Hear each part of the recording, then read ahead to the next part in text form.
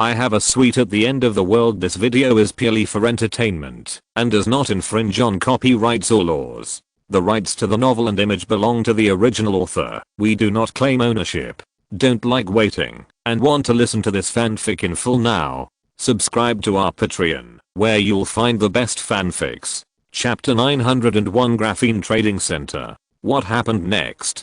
Jiang Chen couldn't help asking. Later, she shook off my hand and ran away without saying a word. At this point, Aisha was slightly depressed. Of course, this depression did not last long, and soon she was immersed in the happiness of Jiang Chen's special way of getting up. Finally, before lunch, Jiang Chen let go of Aisha, who was begging for mercy, and watched the little girl walk into the kitchen with a little sluggish steps. After lunch, Jiang Chen accompanied Aisha to clean up the dishes and chopsticks, and then went to the garage. He got on his cool modified Lamborghini and rushed towards the Future Man building. Compared with the conscientious Xiaoyu, the employees of Future Man Group are no longer surprised by Chairman Jiang's casual working hours. After all, the only people who come into contact with him at work are the CEOs of various subsidiaries, and ordinary employees don't have much chance to come into contact with him at work, so there is no problem of setting an example. But today, the two of them were late together, which really surprised many people. For example, the two people sitting at the front desk of the building. Hey, that was the chairman just now, wasn't it? The female white-collar worker with a bob haircut and professional attire poked her colleague next to her and said with a gossipy look on her face. Yeah? What's wrong? The colleague with a ponytail asked in confusion. Did you notice that General Manager Zaya was late today and didn't arrive at the company until after 11 o'clock? And her walking posture seems a little strange. The bob-haired girl quickly glanced at the side, leaned close to her bestie's ear, and said in a low voice. The ponytail girl blushed, as if she had thought of something, glared at her, and whispered, "Don't talk nonsense. Maybe she just came. That. If the department manager hears it, be careful to deduct your bonus." The bob-haired girl stuck out her tongue and stopped talking. But it must be said that women are gossipy animals. Within an hour, the story that must be told between General Manager Zaya and the chairman spread to a large area. Although many male colleagues who secretly admired their beautiful boss were upset after hearing the news, most people still blessed the two from the bottom of their hearts. Both of them had considerable prestige in the company, and it was expected by most people that they would eventually get together. After sitting in the office for a while, Xiaoyu pushed the door and walked in. Her long black hair was tied up behind her head, and her delicate face was painted with a little light makeup. The white shirt and black hip skirt outlined her perfect curves, and the black stockings under the skirt were simply irresistible. After meeting Jiang Chen's eyes, Xiaoyu, who had originally adjusted her mentality, couldn't help but flee from his sight in a panic. She took 2 steps forward and handed the documents in her hand to Jiang Chen. This is the acquisition plan of the Goldman Sachs Group's assets by Future Ion. David Smith has already contacted some of the shareholders of the Goldman Sachs Group, and they have also agreed to withdraw from the open and secret struggles between the Jewish and WASP consortiums. It is expected that we can get 11% of the shares of the Goldman Sachs Group at a relatively low price, as well as some of the inherent assets distributed on the West Coast. Because the amount involved is as high as $6.1 billion, you need to sign it. Xiaoyu bit her tongue 3 times in a sentence and buried her head, wishing she could find a crack in the ground to crawl into. Jiang Chen pinched the document she handed over, took this opportunity to meet her eyes, and said seriously, "I will be responsible. This is an office. Please don't do this." Xiaoyu escaped from sight again, and the panic on her face did not show the ease of a strong woman. Looking at her, Jiang Chen raised a sly smile at the corner of his mouth, and couldn't help but want to bully her like this. Huh? Did I do something? Xiaoyu blushed and didn't speak. Seeing that she didn't speak, Jiang Chen stood up, walked around the desk slowly, came to her side, and leaned close to her ear. Or, actually, what are you expecting me to do? In the end, Xiaoyu escaped, but Jiang Chen didn't really plan to do anything. After all, this is also a place of work. If he really wants to do something on a whim one day, he has to wait until everyone gets off work. The work in the afternoon is basically signing constantly and processing the results of the Future Group at the Silicon Valley High-Tech Innovation Conference. A large number of orders for graphene materials, and making Koro Island a global graphene material trading center. In fact, Jiang Chen originally planned to build this trading center in Penglai City, but considering that Koro Island is the capital of the new country, the port at the southern end of Koro Island has been expanded countless times. Compared with Penglai City, which focuses on the development of tourism, it is more suitable as a transit station for transporting graphene materials to the world. In fact, the Malaysian government tried to locate this trading center in the Singapore-Malaysia Special Economic Zone and offered a lot of unimaginable preferential conditions, but Jiang Chen rejected the Malaysian government's proposal without hesitation. Anyone who is not stupid can see the benefits of such a trading center. A trading center that controls a certain material will mean huge international influence, and these international influences can be directly reflected in economic growth data. Although graphene is basically produced in factories in the Singapore-Malaysia Special Zone, this thing has never belonged to anyone where it is produced. Oil is basically produced by OPEC member countries such as Saudi Arabia, so why is the dollar still used to settle oil? This is a truth. Although Malaysia and Future Group have maintained cooperation worth tens of billions of dollars, Malaysia has even set up a special zone on the border to introduce Future Group. The relationship between the two sides can be considered quite iron, but it is not so iron that Jiang Chen is willing to give up such a good thing. The graphene trading center will only be built on Koro Island, and the settlement of graphene will be entirely carried out in Singapore dollars. Even if Koro Island does not produce even a gram of graphene. In addition to the graphene trading center, cloud technology cooperation projects with companies in the United States, China and other countries have also begun. The Future Group will build a new supercomputing center near the Future Building. It claims that the supercomputing center uses a supercomputer newly developed by Future Heavy Industry, but in fact it uses a quantum computer, which uses quantum communication satellites for data transmission, and provides data processing services for contracted companies. Finally, the first batch of 100,000 Beta-4 drones have arrived at the port of Los Angeles, and will be received by the reorganized Future Medical, which will be responsible for selling them to major hospitals in North America. Although skeptical about drone medical technology, many hospitals have placed a small number of orders. If one Beta-4 service is required for every 100 people, there will be a gap of more than 3 million in North America, and this does not take into account replacement and loss. In this way, the entire North American market has a prospect of hundreds of billions or even trillions of dollars, which is simply an undeveloped virgin land. I believe that in the near future major hospitals will see the benefits of Beta-4 drones.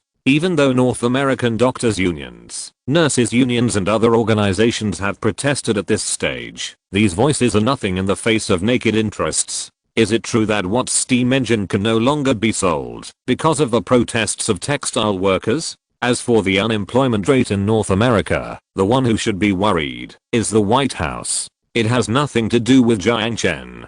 Chapter 902, Undersea Tunnel completed. At 9 o'clock on November 5th, a synagogue in Pilsen, southern Czech Republic, was hit by a burning SUV. After rushing into the church, the car exploded. The Pilsen Fire Department dispatched personnel urgently, but when the fire truck arrived, the church had been completely engulfed by fire. The attack killed a total of 31 Jews and 57 people suffered varying degrees of burns. The attack vehicle was remote controlled and contained highly sticky fuel. At present, the Pilsen police have preliminarily determined that this incident was an extremely bad terrorist attack against Jews. The Czech president gave a speech in front of the media, saying that the Czech Republic has entered a state of emergency and Pilsen is under full martial law. When asked how long the martial law will last, the Czech president did not give a clear answer, only saying that the duration of the martial law needs to be further discussed with the parliament. The TV was showing the news some time ago. The tragedy that happened in the Czech Republic cast a shadow on the Western world, which is deeply mired in the quagmire of terrorism. In contrast, the gunfight on Venice Avenue in Los Angeles has been forgotten by the media. After all, the death of a group of Americans and Singaporeans is far less explosive than the death of a group of Jews. Especially, on that day, there happened to be 13 chairmen of large European groups praying in this inconspicuous church. Aisha walked to Jiang Chen with a plate of food and gently placed milk and golden fried rice on the table in front of him. The TV opposite the table was showing the follow-up report of the Pearson attack. Aisha's expression did not show any abnormality, as if all this had nothing to do with her. The UK FTSE 100 index opened at 7121 points, diving 4.3%. The French CAC 40 index opened at 4441.7 points, down 2.0%, and the German DAX 30 index opened at 10,610.8 points, a sharp dive of 5.7%. While drinking milk, Xiaoyu looked at the newspaper in her hand attentively. Shanghai, Shenzhen, and Nikkei indexes rose slightly, and the US Dow Jones index rebounded slightly after opening down. Sighing, she put down the cup. The economic crisis has already begun. She had just finished half a cup of milk, and there were still some white milk stains on the corners of her mouth. Perhaps she had noticed this, so she subconsciously licked it with her tongue. It must be said that this action was extremely fragrant and erotic. Although she was not aware of it, Jiang Chen, who was sitting next to her, subconsciously closed his legs. Noticing that Jiang Chen's sitting posture seemed a little unusual, Xiaoyu looked over here in confusion. Any questions? No. Ahem. Speaking of it, is the economic crisis related to this? Jiang Chen quickly pointed to the report on TV and continued her previous sentence, changing the subject. Hearing Jiang Chen's question, Xiaoyu nodded approvingly. There is no direct connection. The cause of this economic crisis has been planted a long time ago. And from the recent surge in oil prices, we can already see a clue. But to some extent, this attack can be called a fuse. As she spoke, Xiaoyu spread out the newspaper in her hand and turned to another panel. She didn't know the connection between the attack and the Los Angeles incident, the Freemasons, Jiang Chen, and the ghost agents. She just analyzed the problem from an objective perspective. Following Xiaoyu's slender jade finger, Jiang Chen saw the headline on the newspaper, which seemed to be about the European inheritance tax or something like that. The key lies in the people who died in the attack. Among them are the chairman of the Krupp Group,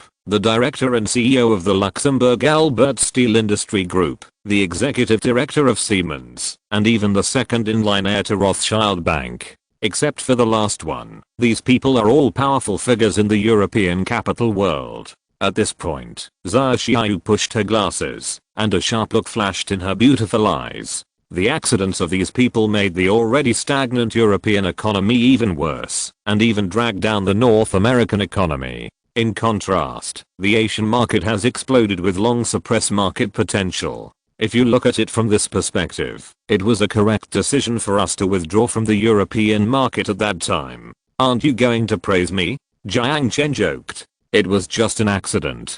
Xiaoyu glanced at the complacent Jiang Chen and said unhappily.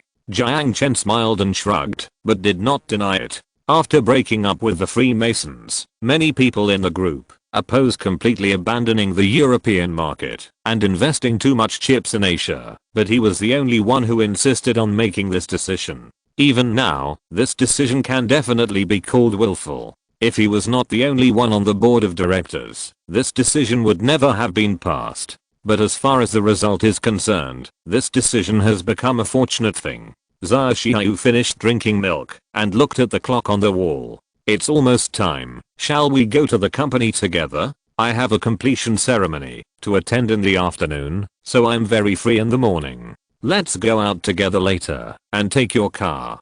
Jiang Chen quickly finished the remaining breakfast, glanced at the unbelievably clean plate in front of Xiaoyu, and couldn't help but complain. Is it okay for you to eat so little? It seemed that in addition to milk, she only ate an egg. It was only 7:30, and there were still more than 4 hours until lunch. However, Xiaoyu was not aware of it at all, and instead looked at Jiang Chen in confusion.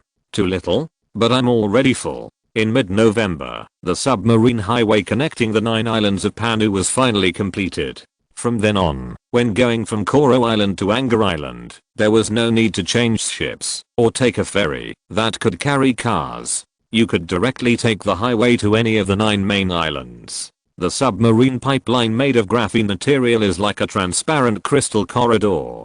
When you are in this crystal corridor, you can see colorful corals, shells and tropical fish. Even those with deep sea phobia don't have to worry, as cold light lamps are installed inside and outside the pipeline to dispel the fear brought by the deep sea. As for safety, the ability to withstand pressures of millions of bar at a depth of up to 200 meters can prove the strength of graphene materials. The inner side of the graphene pipeline is coated with fireproof materials, which also eliminates the danger of fire caused by car accidents. After all, fire is one of the few weaknesses of graphene materials. The new National Submarine Highway will surpass the 123-kilometer record set by the Bohai Bay Submarine Tunnel and become the world's longest submarine tunnel in the underwater part. As the investor of the highway, Jiang Chen attended the completion ceremony held by the construction party. Surrounded by media cameras, the project was cut. After the cutting, it was the first traffic ceremony.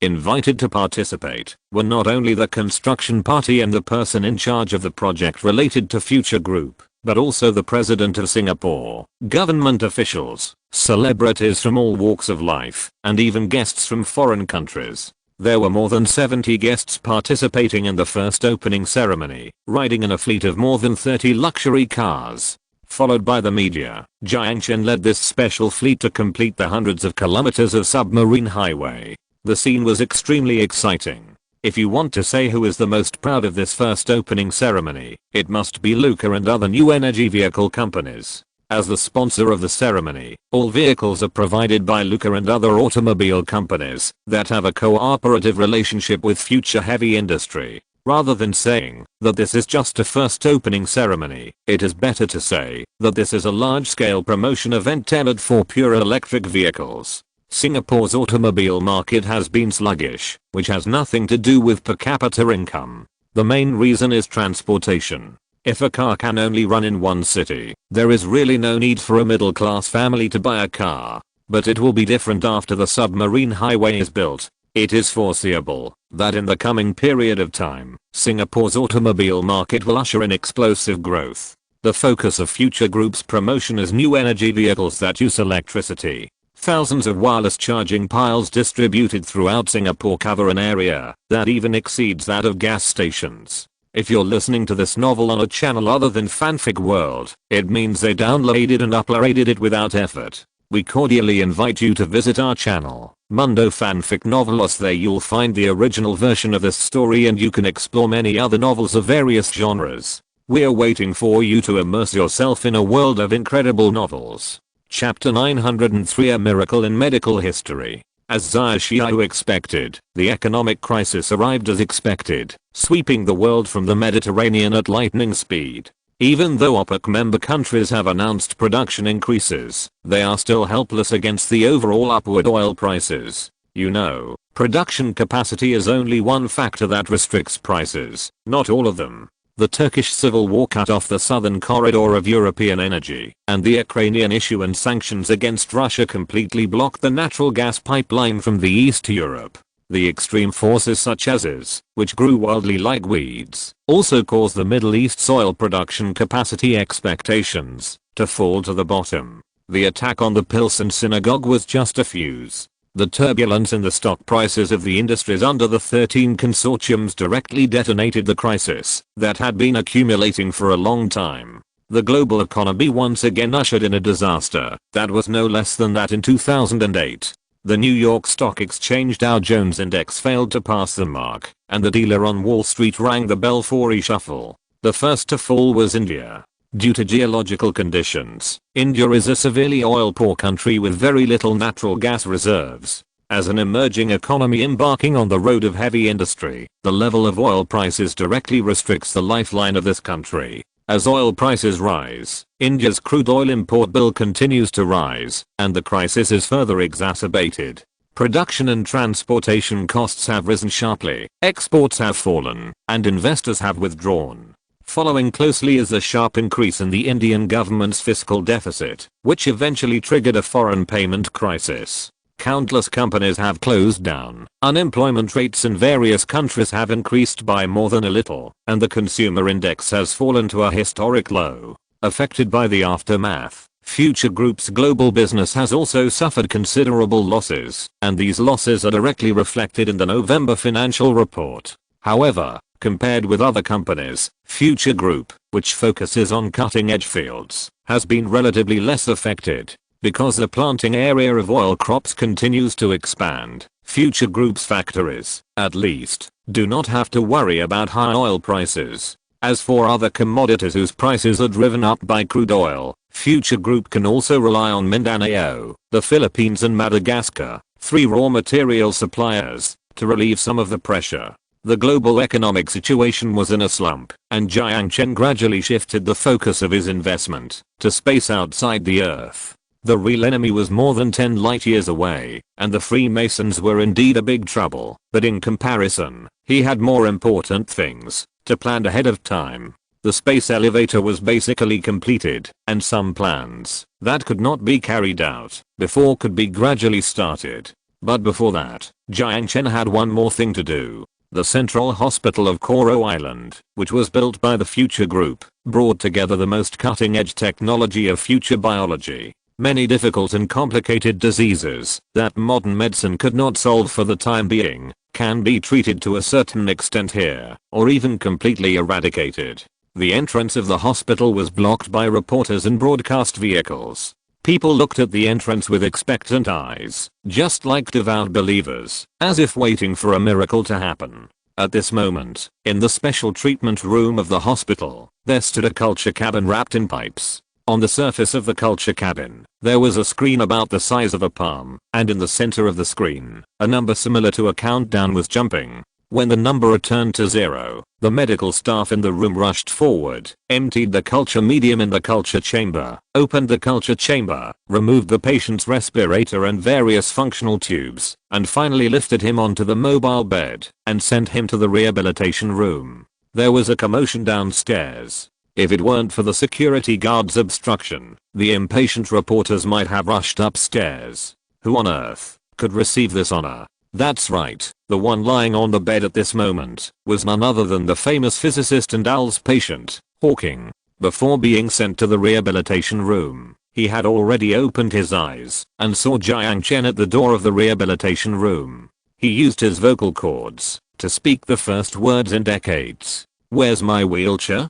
Jiang Chen smiled, did not answer him, and watched him being carried into the rehabilitation room. In the 22nd century with highly developed medical technology, ALS is not an unsolvable problem. The reason why he lay in the culture chamber for so long was mainly to repair the muscle cells and neurons in his body that had died due to paralysis. In the rehabilitation room, accompanied by medical staff, Hawking held 2 handrails and regained the feeling of walking like a baby learning to walk. He looked very excited, and every time he took a step forward, he squeezed out incoherent words from his trembling lips. The nurse who was responsible for supporting him could only distinguish 2 words: unbelievable and God. More than an hour later, Hawking, who was able to walk with crutches, walked out of the rehabilitation room accompanied by 2 medical staff. Learning to walk again is not an easy thing, especially for an old man who has been sitting in a wheelchair for decades. Looking at the old man with excitement and gratitude on his face, Jiang Chen smiled slightly.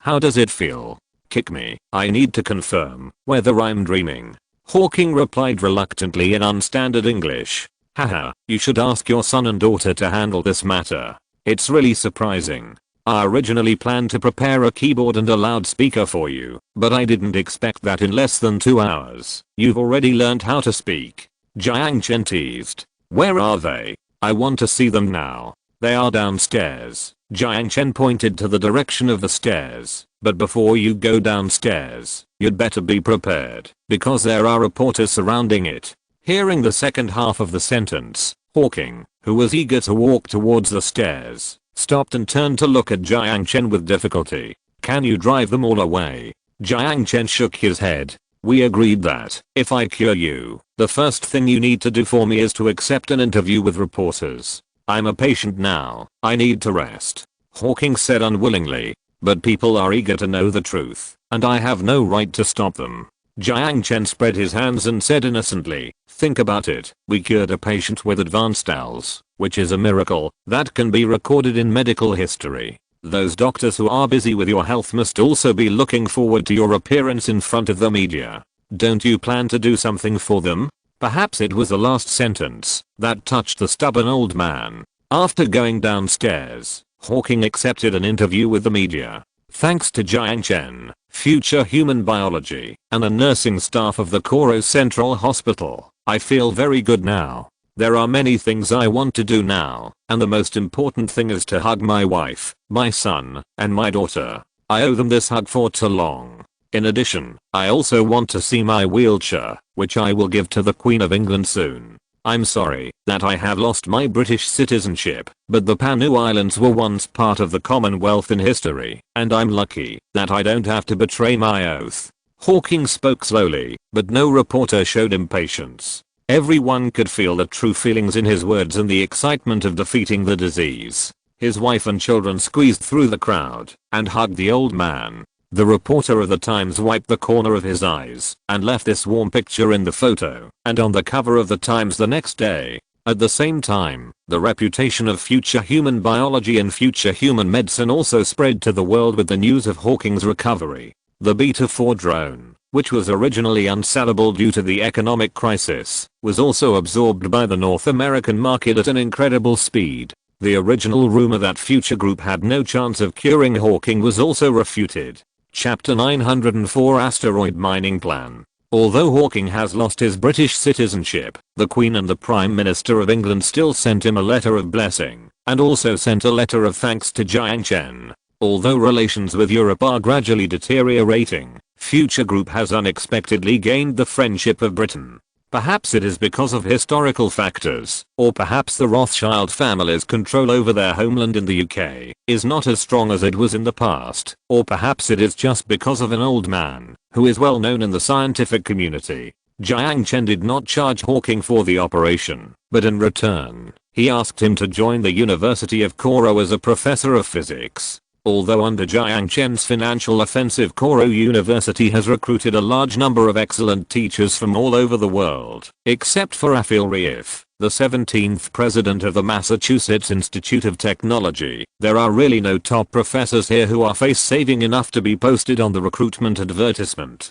Hawking's arrival undoubtedly solved this problem. Because of his joining, the influence of Koro University has been raised by more than one level. Of course, Jiang Chen cured Hawking's ALS, not just to advertise for future biology and to put up a sign for Koro University. These are secondary. What he really cares about is Hawking's achievements in the field of cosmic research. The day after he recovered, Jiang Chen went to Koro Central Hospital again to find him. After asking his wife and children to leave, he explained his purpose. Asteroid mining plan? Hawking frowned slightly. We have noticed your research on the Bennu asteroid and the prediction that it will collide with the Earth in 2135. If you can provide us with research data on this asteroid, it will be of great help, Jiang Chen said. In fact, Hawking's achievements in the profession of prophet are far less outstanding than his achievements in physics and cosmology. Like a series of predictions he made before, this prediction that the Bennu asteroid will collide with the Earth in 2135 has not been fulfilled, because as early as the beginning of the 22nd century, this asteroid with a diameter of about 500 meters was mined by NATO. In terms of aerospace technology, NATO in the end of the world has gone a little further than PAC and CCCP, and has also been very cautious in keeping the relevant technology confidential. The Pan-Asian Library database does not record detailed information about the Bennu asteroid, such as the most critical orbit. However, in the database sorted out by the technicians of Camp 27, Jiang Chen unexpectedly discovered the relevant model of asteroid capture technology. According to Lin Ling's description, the Bennu asteroid is one of the earliest asteroids to be captured, and it is also one of the easiest to capture. For the starring trade, whose aerospace technology is in its embryonic stage, this asteroid is undoubtedly a perfect training tool. However, after listening to Jiang Chen's plan, Hawking was extremely worried. Have you thought about the disaster of failed mining? The orbit of the Bennu asteroid is extremely close to the Earth. Every 6 years when it crosses the Earth's orbit, we can even see it from the Earth. If your mining almost reduces its speed and causes it to be captured by the Earth's gravity, the only result is a direct collision with the Earth. Have you considered this consequence? Hawking looked at Jiang Chen and said seriously. Of course I have considered it, Jiang Chen said with a smile, because our plan is to slow it down and eventually be captured by the gravity of the Earth-Moon system and stop within the Earth-Moon system, orbiting the Earth with the Moon at an altitude lower than the Moon's orbit. Our scientists have calculated the most suitable orbit for storing the asteroid. Hawking looked at Jiang Chen in silence and spoke after a while. Either you are a genius or a lunatic. If you miscalculate a decimal point, all of humanity will be buried with your mistake. It's an honor to receive this honor, but such an accident is impossible. Jiang Chen said with a smile. I swear, my plan is foolproof. Staring at Jiang Chen with cloudy eyes, Hawking was silent for a long time, and finally sighed. Although I want to stop you, I'm afraid I don't have the ability. If it can increase the success rate of your plan, you can take my research results on the Bennu asteroid. In addition, although spacecraft and mining are not my areas of expertise, if it is related to cosmology, if there is anything I can do for you, just tell me. After hearing Hawking's words, Jiang Chen smiled and nodded. Thank you for your understanding. Speaking of which, in addition to the matter of the Bennu asteroid, I have another more important matter that I need your help with. What is it? During an experiment, our scientists accidentally observed a particle from the high-dimensional universe. We call it the clean particle. It contains some mysteries related to cosmic phenomena such as time and black holes, but unfortunately, we know very little about it. If you are interested, I hope you can participate in the relevant research. As early as the beginning of the year, Jiang Chen had a plan to capture this asteroid with extremely rich mineral reserves. Although it was not made public due to various practical problems, the relevant preparations have never stopped. For example, the research and development of mining rockets, the design of capture plans, etc. The asteroid capture plan will be divided into 3 steps, namely landing, weaving a net, and traction. The so-called landing is to launch a mining spacecraft, accelerate to the same orbit as the asteroid, and then land on the surface of the asteroid to start construction.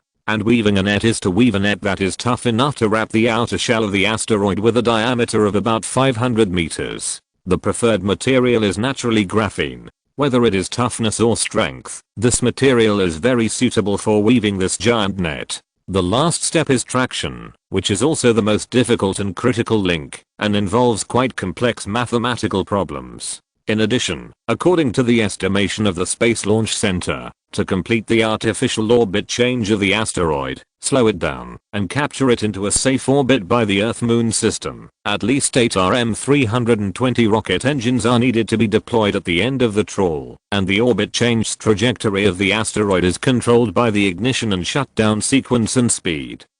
Difference. If you are not careful, the asteroid will leave the Earth forever, or it will hit the Earth hard. The starring trade can only reduce the ecological disaster caused by its collision with the Earth by blowing up the Bennu asteroid. If it were not for the quantum computer responsible for data processing, Jiang Chen would not dare to implement such a complex project. And even with quantum computers as data processing tools and the records of the Bennu asteroid in the end of the world, there are still many uncertainties in this project. As Hawking said, the person who made this decision is either a genius or a complete lunatic. But this first step must be taken after all. Therefore, after repeatedly reviewing Kerwin's plan, Jiang Chen neatly signed his name on the document and approved the implementation of the plan. In order to avoid unnecessary consequences, Jiang Chen did not report to the United Nations Office for Outer Space Affairs in accordance with the procedure, but launched 5 mining rockets into space under the guise of building a large space station. The Bennu asteroid has already moved near the Earth and will cross the Earth's orbit at the end of December. At that time, it will be the best time to complete the last link of the asteroid capture plan orbit change. If you miss it, you can only wait another 6 years. In order to seize this once in 6-year opportunity, the asteroid capture plan will be carried out simultaneously with the space elevator. Chapter 905 Berlin Conspiracy. The economic crisis has swept across the entire European continent like a plague. It is not the coldest time of the year yet, but standing on the streets of Berlin at this moment, even without the dark clouds that set off the decline, one can clearly feel the deep cold and desolation. Even during business hours, the shops lined up one after another on Friedrichstrasse are sparsely populated. Shop owners have put up slogans for price reductions and promotions at the door, but even so, it is difficult to attract customers with empty wallets to come into the store to consume. Some shops simply closed their doors, such as the Nullen Cafe on the corner of Friedrichstrasse. The antique wooden doors and green vines, from the high stools to the quaint bookshelves, all show the mysterious and elegant Renaissance atmosphere. If it were usual, this place would usually be full of tourists who were resting, or literary youths who were studying at a nearby university. However, at this moment, this store had hung up a sign saying it was closed early. Everyone was having a hard time. Just then, a man in a grey windbreaker walked onto the street. She lowered her head, the shadow of her hat brim blocked her eyes, just like the unemployed people who can be seen everywhere in Berlin. The shop owner who stood at the door of the shop to solicit customers did not look at him. After all, no one would think that he would go into his shop to spend money. Such people should go to the bar, which is the only place for the unemployed. In the current economic downturn, beer is the best selling in the whole of Germany. However, he did not go into the bar, but turned a corner and walked to the closed Nullen coffee shop. After a few long and too short knocks, he gently knocked on the door.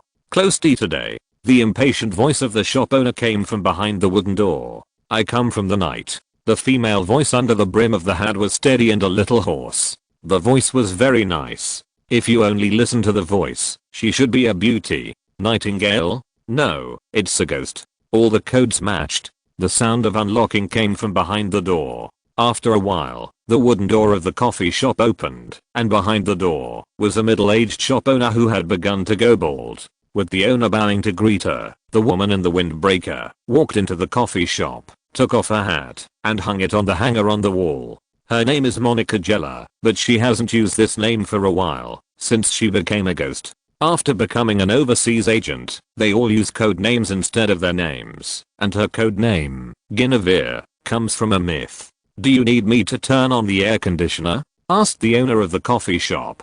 "No, I won't be here for long." Monica shook her head and looked around the shop.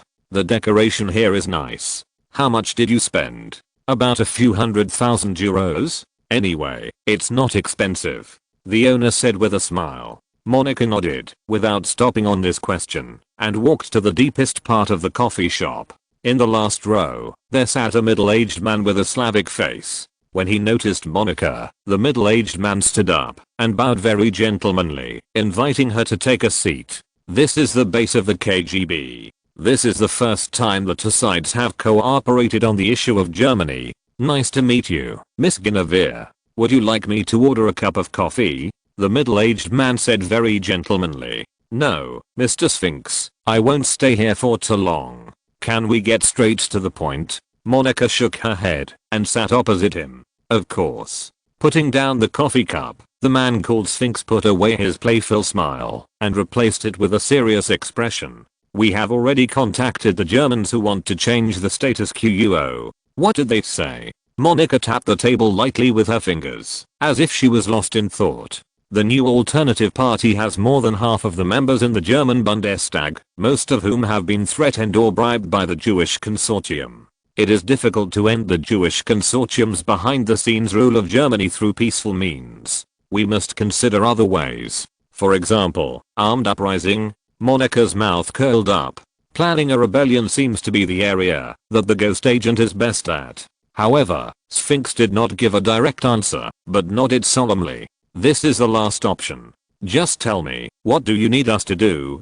Monica leaned back in her chair and spoke slowly. "We have a weapons depot hidden in Ukraine, with enough weapons to arm 2 infantry brigades. I need you to help us transport the weapons to Germany in case of an emergency. As for where these equipment will be transported, I can only reveal that we have a secret arsenal in the mountains on the German-Austrian border. This is a dirty job." Monica did not agree immediately, but said thoughtfully, "Isn't it possible for your people to transport the weapons in? As long as they are not discovered." "It is not. Sphinx said seriously. We are short of manpower in Germany. It would be great if you can help. If not, we can only find a way ourselves. Monica pondered for a long time and finally spoke. Ship the weapons to the Madagascar Peninsula, and we will be responsible for transporting them to Germany. After receiving a positive answer, Sphinx breathed a sigh of relief and thanked in a relaxed tone. I would like to thank you on behalf of the KGB. You're welcome. You can thank Jiang Chen for sending me to assist you. Monica said softly. Did you ask me to come here just for weapons? Not entirely. There's something more important. After a pause, Sphinx said seriously, our intelligence experts previously analyzed that the attack in Munich may have been a self-directed and self-acted incident, and the producer was the Rothschild family. The two presidents who died in the theater were just victims of the power struggle. We have also made similar speculations, but unfortunately, there is no evidence to prove it. Monica said.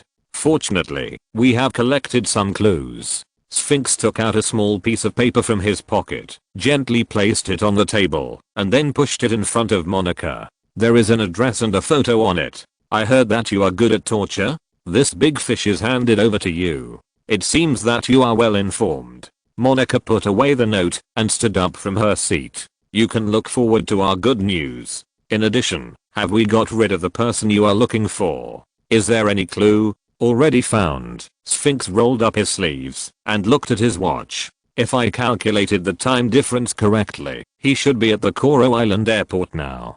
Chapter 906 Two Choices. At the Koro Island airport, a civil airline landed on the runway. A young man wearing a baseball cap got off the plane, followed by two strong men in suits. From the fact that they were staring at his back instead of looking around, it was clear that the two strong men were not the young man's bodyguards, but seemed to be escorting some prisoners. After getting off the plane, one of the strong men showed his ID to the airport staff, and the three of them immediately entered the special passage of the airport and came to a black stretched car. The door opened, and when he saw the person sitting in the car, James Rothschild's facial muscles twitched obviously, but he still resisted the urge to turn around and run away, and sat in the car. Nice to meet you, Mr. James Rothschild. Nice to meet you, Mr. Jiang Chen. James tried to squeeze out a smile that was uglier than crying, and shook Jiang Chen's outstretched hand. Even if he was a fool, he understood at this moment that the fire in the Pilsen synagogue was probably related to the man in front of him. The heads, heirs, and representatives of the 13 major families, representing the core class of the Freemasons, almost all died in the fire. Only he survived. Although for old European families like Krupp and Rothschild, the death of a head of a family would at most cause a period of confusion, and the covenant that lasted for hundreds of years would not go bankrupt because of the death of a few people, it was still a heavy blow to the Freemasons as a whole. Even the most stubborn terrorist organizations would never have the courage to do such a thing, unless it was a madman who did not care about the consequences. Falling into the hands of such a madman, James could not help but feel deep despair. Please sit down. Jiang Chen spread his hands to the seat opposite him, and James nodded quickly and sat opposite him timidly. Jiang Chen gestured to the bodyguard outside, and the bodyguard came forward and closed the door. The driver in the driver's seat started the car, and James noticed that the bodyguard sitting in the co-pilot seat had his hand in his arms intentionally or unintentionally. There is no doubt that he must be holding a gun in his hand. If he makes any abnormal move, the pistol hidden in his suit will be pointed at his forehead in an instant. Thinking of this, James's already pale face became even paler. Taking advantage of this moment of time, Jiang Chen looked up and down at the Jew. Even though he had average experience in judging people, he could intuitively draw the conclusion that this man named James Rothschild was not as capable or courageous as his brother named Carmen. This is also good. If he was a capable person, it would be more difficult to deal with. Seeing James fidgeting, Jiang Chen smiled and talked to him in a friendly manner. Are you afraid? James smiled stiffly and said nothing. You can try to take a few deep breaths. It's good for you. Jiang Chen teased. James took several deep breaths, but instead of relaxing, he choked himself and coughed for a long time before he recovered. James raised his head and said with a bitter face, Mr. Jiang, just say what you want to say. You brought me all the way from Europe to Singapore. You must not have come here to see me make a fool of myself." After hearing James' words, Jiang Chen looked at him with a smile. "Do you know why you are here? I swear to God, what happened in Los Angeles really has nothing to do with me. Of course I know it has nothing to do with you." Jiang Chen raised his hand to interrupt James. Hearing this, James was immediately happy. "Then, but it has something to do with your last name, Rothschild." Jiang Chen said this with a smile. James, who was sitting opposite him, felt a thump in his heart, and his hands and feet were as cold as if they had fallen into an ice cave. Seeing his trembling appearance, Jiang Chen smiled and said casually, "You have two choices now. The first choice is to work for me. Maybe I will make you the next head of the Rothschild family. The second choice." Jiang Chen paused for a moment, raised his second finger, and said with a smile, "Go to the sea to feed the fish." "I choose the first one," James Rothschild said without hesitation, and sold out all the family interests. "What do you need me to do?" "A very wise choice." Jiang Chen grinned and said softly, "The fire in Pilsen Church was a conspiracy directed and acted by Carmen Rothschild." James was stunned, but soon a drop of cold sweat ran down his forehead, and he realized what he meant. 12 people died in the high-level meeting of the Freemasons, and only one person survived, that is, Carmen, the current head of the Rothschild family. It is foreseeable that the influence of the Rothschild family and the Freemasons will inevitably rise to a new height. The reorganized high-level meeting of the 33rd degree members will be more united than before. In theory, it should be so. But on the other hand, it is not impossible to make a fuss here. The future group does have the motive to plan this attack, but from the perspective of interests, the Rothschild family or Carmen Rothschild is the biggest beneficiary. Why did only one representative of the 13 families escape? Why did Carmen, who originally planned to attend the meeting, temporarily change the person to attend the meeting and let her brother, who also had the right of inheritance, who was not really angry, attend on her behalf? Evidence? No evidence is needed at all.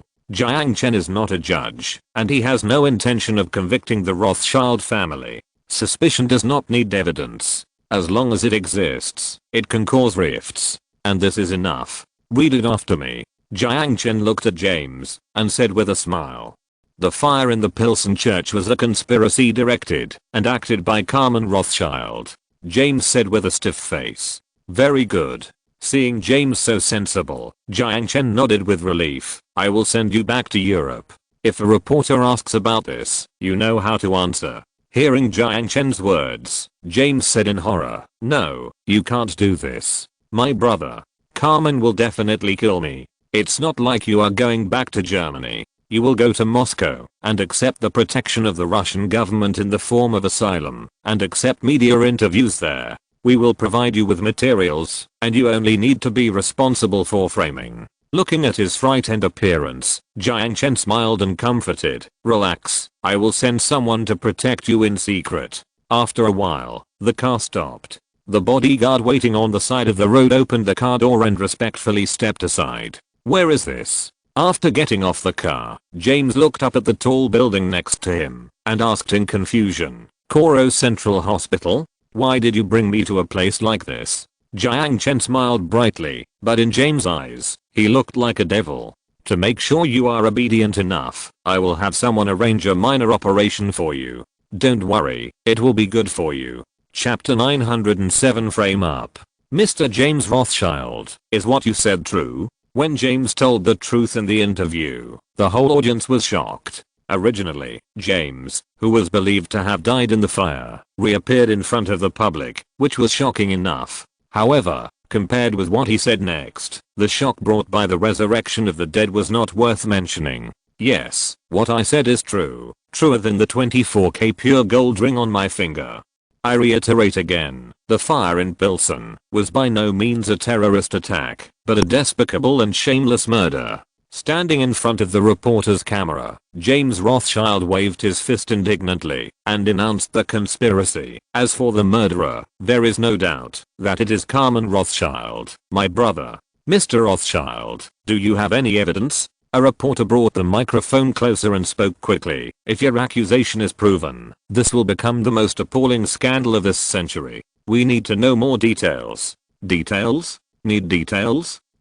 I know my brother too well. He is a man who will do anything to achieve his goals. Anyone can become a victim, even his ally, even his closest relatives. You don't believe it? Haha, look at Munich. It's a beautiful city, isn't it? You may have forgotten what happened there 2 years ago, but I will never forget it. James did not answer the reporter's question directly, because he had no evidence at all. Instead, he cleverly threw out more explosive news, throwing the Munich terrorist attack 2 years ago in front of the media, and intentionally or unintentionally linking it to the Rothschild family in the past. This is a fact. There is indeed a Jewish shadow behind the attack. After that, Merkel lost the trust of voters, the New Choice Party came to power, and the Jewish consortium became the direct beneficiary. Suspicion does not require evidence. Regardless of whether James can produce evidence, his previous remarks have formed public opinion, and it is a public opinion with a certain influence. He does not need to make any explanation for this, and he only needs to stay at home and hide from the media, creating the illusion that he is being hunted by his own brother and his own family, which can add persuasiveness to this unfounded conspiracy theory. The screen of the TV flickered, and James Rothschild ended the interview on the pretext of being unwell. But judging from the microphones that swarmed in, the reporters who smelled the fishy smell obviously did not intend to let him go easily. This bastard. Johnson gritted his teeth and said, the pair of eyes on his dark face flashed with naked ferocity. I suggested you to kill him. Carmen stared at the screen on the TV with a gloomy face, and the four fingers holding the wine glass tapped the wall of the glass in an orderly manner. From the reflection on the swaying wine, it was impossible to tell whether he was happy or angry at the moment. Do you need me to arrange someone to do it? Johnson said in a deep voice. No. Rothschild shook his head and suddenly grinned. If we are blinded by anger, they will use the death of my dear brother to hype me up again, and hype me up as a demon who kills without blinking an eye, or a cold-blooded murderer. He is just an insignificant pawn. We don't need to pay attention to him at all. But he intends to compete with you for the inheritance, Johnson said, staring at the screen on the TV. Carmen suddenly laughed out loud. Inheritance? My dear brother doesn't even dare to leave Moscow. Do you expect him to dare to come to Berlin to sue me? Carmen shook her head, drank the red wine in the glass, stared at the empty glass, and restrained her contempt. Compared to my brother who is not really angry, I'm more worried about what that man will do. It's a pity that Kant actually failed. Things are starting to get interesting. He did something unnecessary. Jiang Chen smiled at James who was standing in the Moscow square for an interview. I didn't ask him to reveal the Munich incident. The fear of death made Mr. James Rothschild do unnecessary things. Obviously, he did not believe that the ghost agent could protect him from his brother, or he did not believe that Jiang Chen intended to protect him seriously. Therefore, he deliberately revealed a bombshell to the media. He knew the inside story of the Munich incident. Nothing is more important than death. People fear death, and at the same time, they also fear the last words of the deceased. People can't easily believe that the Rothschild family is the mastermind behind the Munich terrorist attack, just because of his revelations. But if he, as the only insider, died of murder, it is not difficult to know what people will think. Do you need me to warn him? Aisha asked while chewing the buttered toast in small bites. No, Jiang Chen smiled and shook his head. Although this card is played a little early, the result is not much different. But I still remind him, so that he won't make decisions for me again. Yeah. Aisha nodded.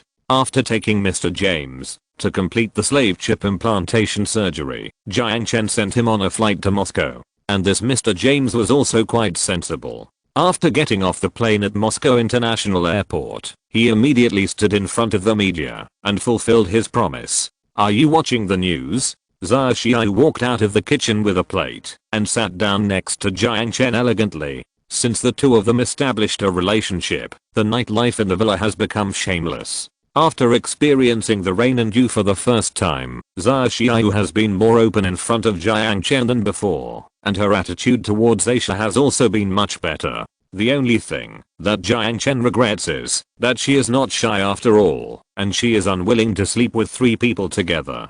Today is Saturday, and she doesn't have to go to the company. Zha Xiao got up a little later, and her breakfast changed from an egg to a fruit salad. That was a bit troublesome to make. Jiang Chen doubted whether this breakfast that was almost insulated from meat could fill him up, but since she said she was used to it, he didn't say anything. After breakfast, Aisha diligently took the plate to the kitchen, and only Jiang Chen and Zha Xiao were left in the dining room. Jiang Chen looked up at the clock and said abruptly, "I may be away for a few days." Zha Xiao looked over, and her expression didn't show much surprise. Obviously, she was no longer surprised by Jiang Chen's intermittent disappearance. Although she was curious about where he went, she never asked. Jiang Chen was silent for a moment, as if he had made up his mind, and then spoke. "I have concealed a lot of things from you in the past.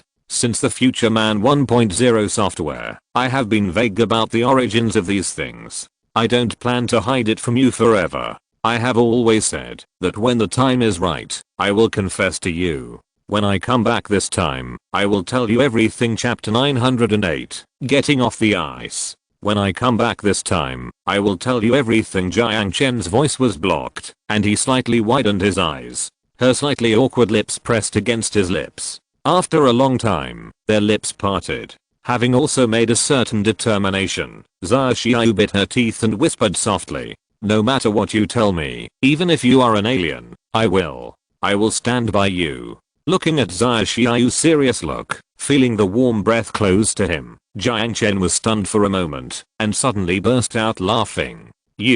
What are you laughing at?" Her cheeks instantly turned blood red. Zha Xiao gritted her teeth, and raised her hand, hitting Jiang Chen's chest with two fists, and then stretched out her hand to pinch his waist. Jiang Chen certainly would not be hurt by such an attack. He smiled and pretended to be unable to resist, and fell on the sofa. "No, nothing. Haha. Okay, I won't laugh anymore." Jiang Chen, who was almost laughing and choking, took a long time to calm his breathing. Looking at Zha Xiao, who was riding on him with a face full of shame and anger, he said with a serious face, "Don't worry, I'm definitely not an alien." Puff. Looking at Jiang Chen's pretending to be serious, this time it was Zha Xiao who laughed out loud. Looking up at Zha Xiao's laughing face, Jiang Chen also laughed, loosened his hand and said softly, "Wait for me to come back. Is it dangerous?" "Not very dangerous. Can I not go?" Jiang Chen didn't say anything, just stared at those black eyes silently. Zha Xiao blushed and looked to the side, her arms crossed under her chest, her index finger circling her hair, and she spoke a little embarrassedly. "Then, remember to be careful outside." Jiang Chen suddenly sat up, and Zha Xiao, who was sitting on his lower abdomen, screamed and fell back to the other end of the sofa. The two people's positions changed instantly. Looking at the face so close, Zha Xiao panicked and wanted to dodge, but was restricted by the strong arms and had nowhere to hide. With a wicked smile on his lips, Jiang Chen leaned close to her ear and blew gently. "You've been riding on me for so long, it's time for me to stay on top for a while." Looking at that panicked face, recalling her usual dignified and meticulous appearance, this contrast is simply irresistible. Wait a minute, what are you doing?" No, this is the dining place. Shasha is still in the kitchen. Woo woo.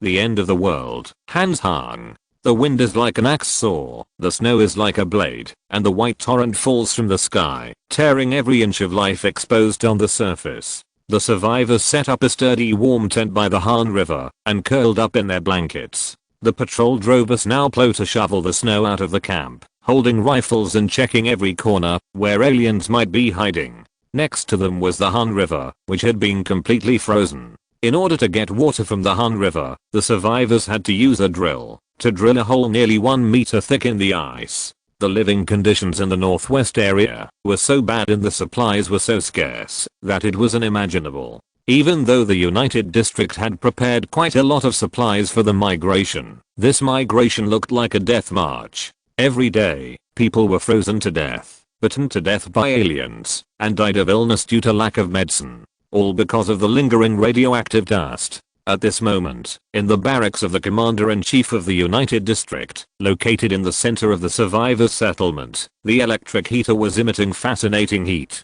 The power supply in the settlement was limited, but this was only for ordinary survivors. Commander Wei Bian sat in front of the holographic map, writing and drawing on the crumpled paper map with a marker. Deputy Commander Luo Zhugang sat opposite him, occasionally glancing at his paper map, but mostly dozing off. Wei Bian stopped writing and frowned slightly, breaking the silence in the command room abruptly. Time is running out. Leaning back on the chair, Luo Zhugang opened his half-closed eyes and yawned. You've repeated this sentence many times. Before he finished speaking, a gust of cold wind blew in with snowflakes, and immediately poured cold water on the sleepy Luo Zhugang from head to toe. After shivering several times in a row, Luo Zhugang suddenly lost all his sleepiness, and glared at the door angrily, scaring the sergeant covered in snow. Although his movements were fast enough, the snow still blew all over the command post. Wei Bian still looked expressionless, and said to the sergeant, "What's going on?" The sergeant reported quickly. MAC is deploying a defense line in the Wu City area. They have deployed Type 50 electromagnetic guns and laser array defense systems along the Yangtze River, with a garrison of between 2,000 and 5,000 troops. The outpost we established in Wu City has been eliminated by them. After listening to the sergeant's report, Wei Bian fell into deep thought. The deputy commander sitting next to him also frowned, staring at the map on the holographic command table, silently thinking about countermeasures. "You go down first." As if he had made some kind of decision, Wei Bian suddenly said, "Hold a combat meeting here in an hour, and gather the cadres above the battalion level for me." "Yes." The sergeant saluted, and hurriedly left the command room. Snowflakes once again covered the command post, but this time Luo Zhugang ignored the irritating ice debris, and looked at the commander of the joint command area. "Combat meeting?" Wei Bian nodded and pointed his finger at the holographic screen. "We must take Wu City before the end of winter. But it's snowing so hard, how can we get there?" Luo Zhugang frowned. Wei Bian's laser pen pointed at the location of the Han River on the map. "We go up on the ice." Opening his eyes, the bright and beautiful colors faded from his sight, and the yellow and gray tone was exactly the color of the wasteland. But this color was only limited to the villa, and there was a white mist outside the window. This year's winter came much earlier and colder than in previous years. As soon as he opened the wooden door of the bedroom, a beautiful figure threw herself into his arms. "You idiot, you're finally back." Sun Jiao bit Jiang Chen's elobe in revenge, and said resentfully, "Do you know how much I missed you?" Jiang Chen looked at the beauty in his arms with apology, and was about to say something, but she raised her index finger, and gently touched his lips. "I know what you want to say, but I don't want to hear you say sorry." Facing Sun Jiao's cunning face, Jiang Chen, who was seen through, smiled embarrassedly and met a loving gaze. "When Linling's research is successful, are you willing to live with me there? Didn't we make an appointment a long time ago?" Sun Jiao whispered softly. "That's right." Feeling the warmth in his arms, Jiang Chen stroked Sun Jiao's hair and said, after being affectionate with Sun Jiao for a while, the well-fed kitten finally let Jiang Chen go contentedly, and walked downstairs holding his hand. After the two came to the living room, they happened to run into Linling, who had just walked out of the laboratory. Seeing Jiang Chen, Linling's eyes lit up, and she quickly walked up to him, and grabbed his free hand. "I was just about to look for you, come with me." After saying that, without giving Jiang Chen a chance to react, Linling pulled him towards the laboratory. Chapter 909 Improved Antimatter Storage Device. After arranging the asteroid capture plan and the finishing work of the space elevator, Jiang Chen returned to the end of the world. He had just spent some time with Sun Jiao when Linling pulled him into the laboratory. "What's the matter? So urgent?" Seeing Linling pulling him to the laboratory excitedly, Jiang Chen couldn't help but ask.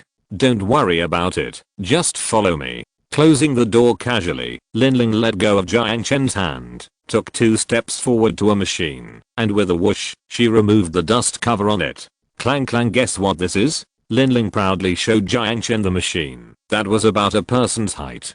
Jiang Chen stared at the strange shaped machine in a daze, and couldn't react for a while. The cylindrical main body, Jiang Chen carefully searched his memory, but couldn't find a matching shape from his memory. "What is this thing?" "An enhanced version of the magnetic confinement device. Compared to the previous Unit 01, this enhanced magnetic confinement device will be able to store up to 1 G of antimatter." Linling patted the iron lump and said proudly. In other words, if this thing explodes, it will be equivalent to 3 strategic level nuclear bombs? Jiang Chen glanced at the machine and his eyebrows twitched. It is equivalent to the explosion equivalent of 3 nuclear bombs. Lin Ling corrected Jiang Chen's statement and continued. In terms of power, it can be comparable to 10 nuclear bombs exploding at the same time. Damn, this can blow an asteroid into slag. As if seeing through Jiang Chen's thoughts, Lin Ling coughed, tapped the outer shell of the machine with her finger and added, of course, there is only 0.01 milligrams of antimatter in it now. Collecting antimatter in an atmospheric environment is not an ordinary difficulty. If you can help me build a laboratory in outer space, you know, that's impossible. Jiang Chen sighed. The debris of the war has covered the outer space of the Earth, almost forming a planetary ring composed of space debris. He has considered launching satellites in the end times, but due to environmental factors, this is almost an impossible task. Lin Ling also sighed and shrugged. Then we can only take it slowly. By the way, how is the progress of the research on living creatures crossing? Although antimatter is a prerequisite for carrying living creatures through, Jiang Chen is more concerned about this issue than antimatter. If it is just to transmit microorganisms or small insects, there is no problem, but when transmitting small animals such as hamsters, there is a little problem with the device. It is difficult to explain. Maybe it is insufficient energy. Maybe the diameter of the door is too narrow? Lin Ling muttered to himself and fell into deep thought. Seeing that Lin Ling had nothing else to ask him, Jiang Chen left the laboratory. After lunch, the snow outside the house was slightly lighter. Wearing winter clothes and boots, Jiang Chen left the villa alone and went to the community center. When the patrolling sentinels saw him, they all saluted him spontaneously. Jiang Chen could clearly feel the respect from their eyes. When he entered the command post, Han Junhe was standing in front of the command table, looking at the holographic map, thinking about something. After noticing Jiang Chen coming in, she withdrew her thoughts from the map and looked at Jiang Chen. "You're here?" Jiang Chen asked casually as he walked to Han Junhe's side.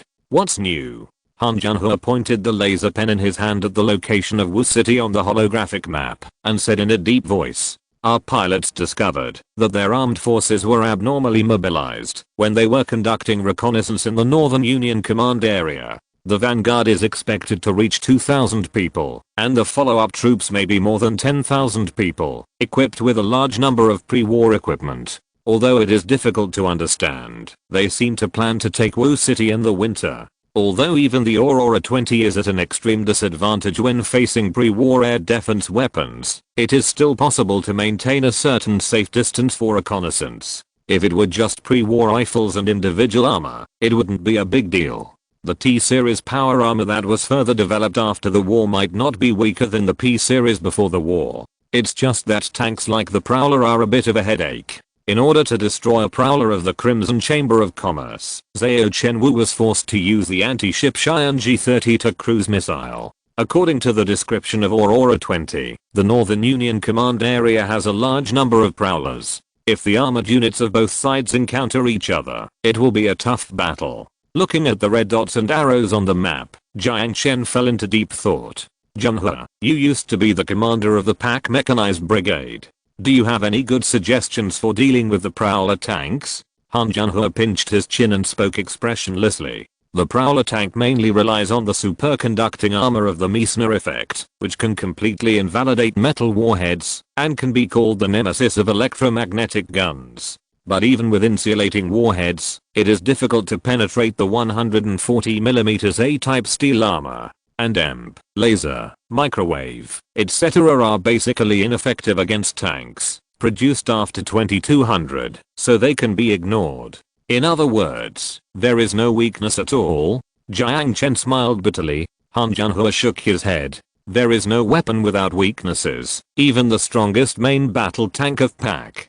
First of all, endurance is its weakness. Maintaining the Meissner armor consumes a lot of electricity. The 112-ton dead weight itself is also a big problem. Even with a dual-core fusion core as a power source, this tank is difficult to maintain for a long time.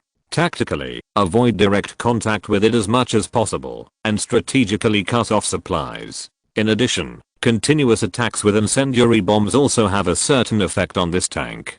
How is our troop deployment in Wu City? Jiang Chen asked. Wang Xiaowu has led the 2nd Division to Hangzhou and sent an advance team of about 2,000 people to Wuxi to contact the local survivors. As a former PAC industrial center, there are many robot factories left in Wuxi. The local survivors have converted many civilian robots into combat robots, and their combat effectiveness is quite impressive. If possible, we can use subcrystals to win over the local survivors to fight for us, Han Junhua said. If we can win them over, that would be the best. Jiang Chen nodded. Problems that can be solved with money are never a problem. With the resources of the entire world behind them, NAC does not have to worry about living supplies. Suddenly noticing the distance from Hanzhong to Wuxi, Jiang Chen frowned slightly and thought in his heart, but this distance of 750 kilometers. How are they going to get here? It is said that the alien species in the north are different from those in the south. Creatures like deathclaws usually hibernate in winter, but most alien species in the north do not have a hibernation period. If they want to go from Hanzhong to Wuxi, the alien species along the way alone will be enough for them to drink a pot. Shaking his head, Jiang Chen put the question aside for the time being. However, just as he was about to discuss the deployment of troops with Han Junhua, there was a knock on the door. After getting permission, Wang Qing pushed the door open and walked in, reporting. Kan from the Hangzhou Merchants Association wants to see you. If you're listening to this novel on a channel other than Fanfic World, it means they downloaded and uploaded it without effort. We cordially invite you to visit our channel, Mundo Fanfic Novelos. There you'll find the original version of this story and you can explore many other novels of various genres. We're waiting for you to immerse yourself in a world of incredible novels. Chapter 910 Little Ice Age. Hello, Mr. Marshall. Kan bowed respectfully. On behalf of the Hangzhou Merchants Association, I pay you my highest respects. More than a year ago, the Hangzhou Merchants Association was incorporated into the NAC as an economic zone, but Jiang Chen has always given these merchants a high degree of autonomy. In addition to maintaining a garrison to maintain public order, he only sent an office and executive officers to Hangzhou to symbolically set up a business. Chamber of Commerce presidents like Kan were still elected by themselves. Jiang Chen was very curious about what his fishbone base was doing at this time. Let's not talk too much about politeness. What's the matter with you coming to see me? Jiang Chen asked straight to the point, after looking Kan up and down. Kan did not answer, but nodded slightly, took out a letter from his arms, and handed it to Jiang Chen. What is this? Jiang Chen frowned slightly, opened the envelope, looked at the lines of words, and his brows became more and more furrowed. Han Junhua, who was standing next to him, seemed to have guessed what the letter would contain. He just glanced at the first line of the letter, and then looked away.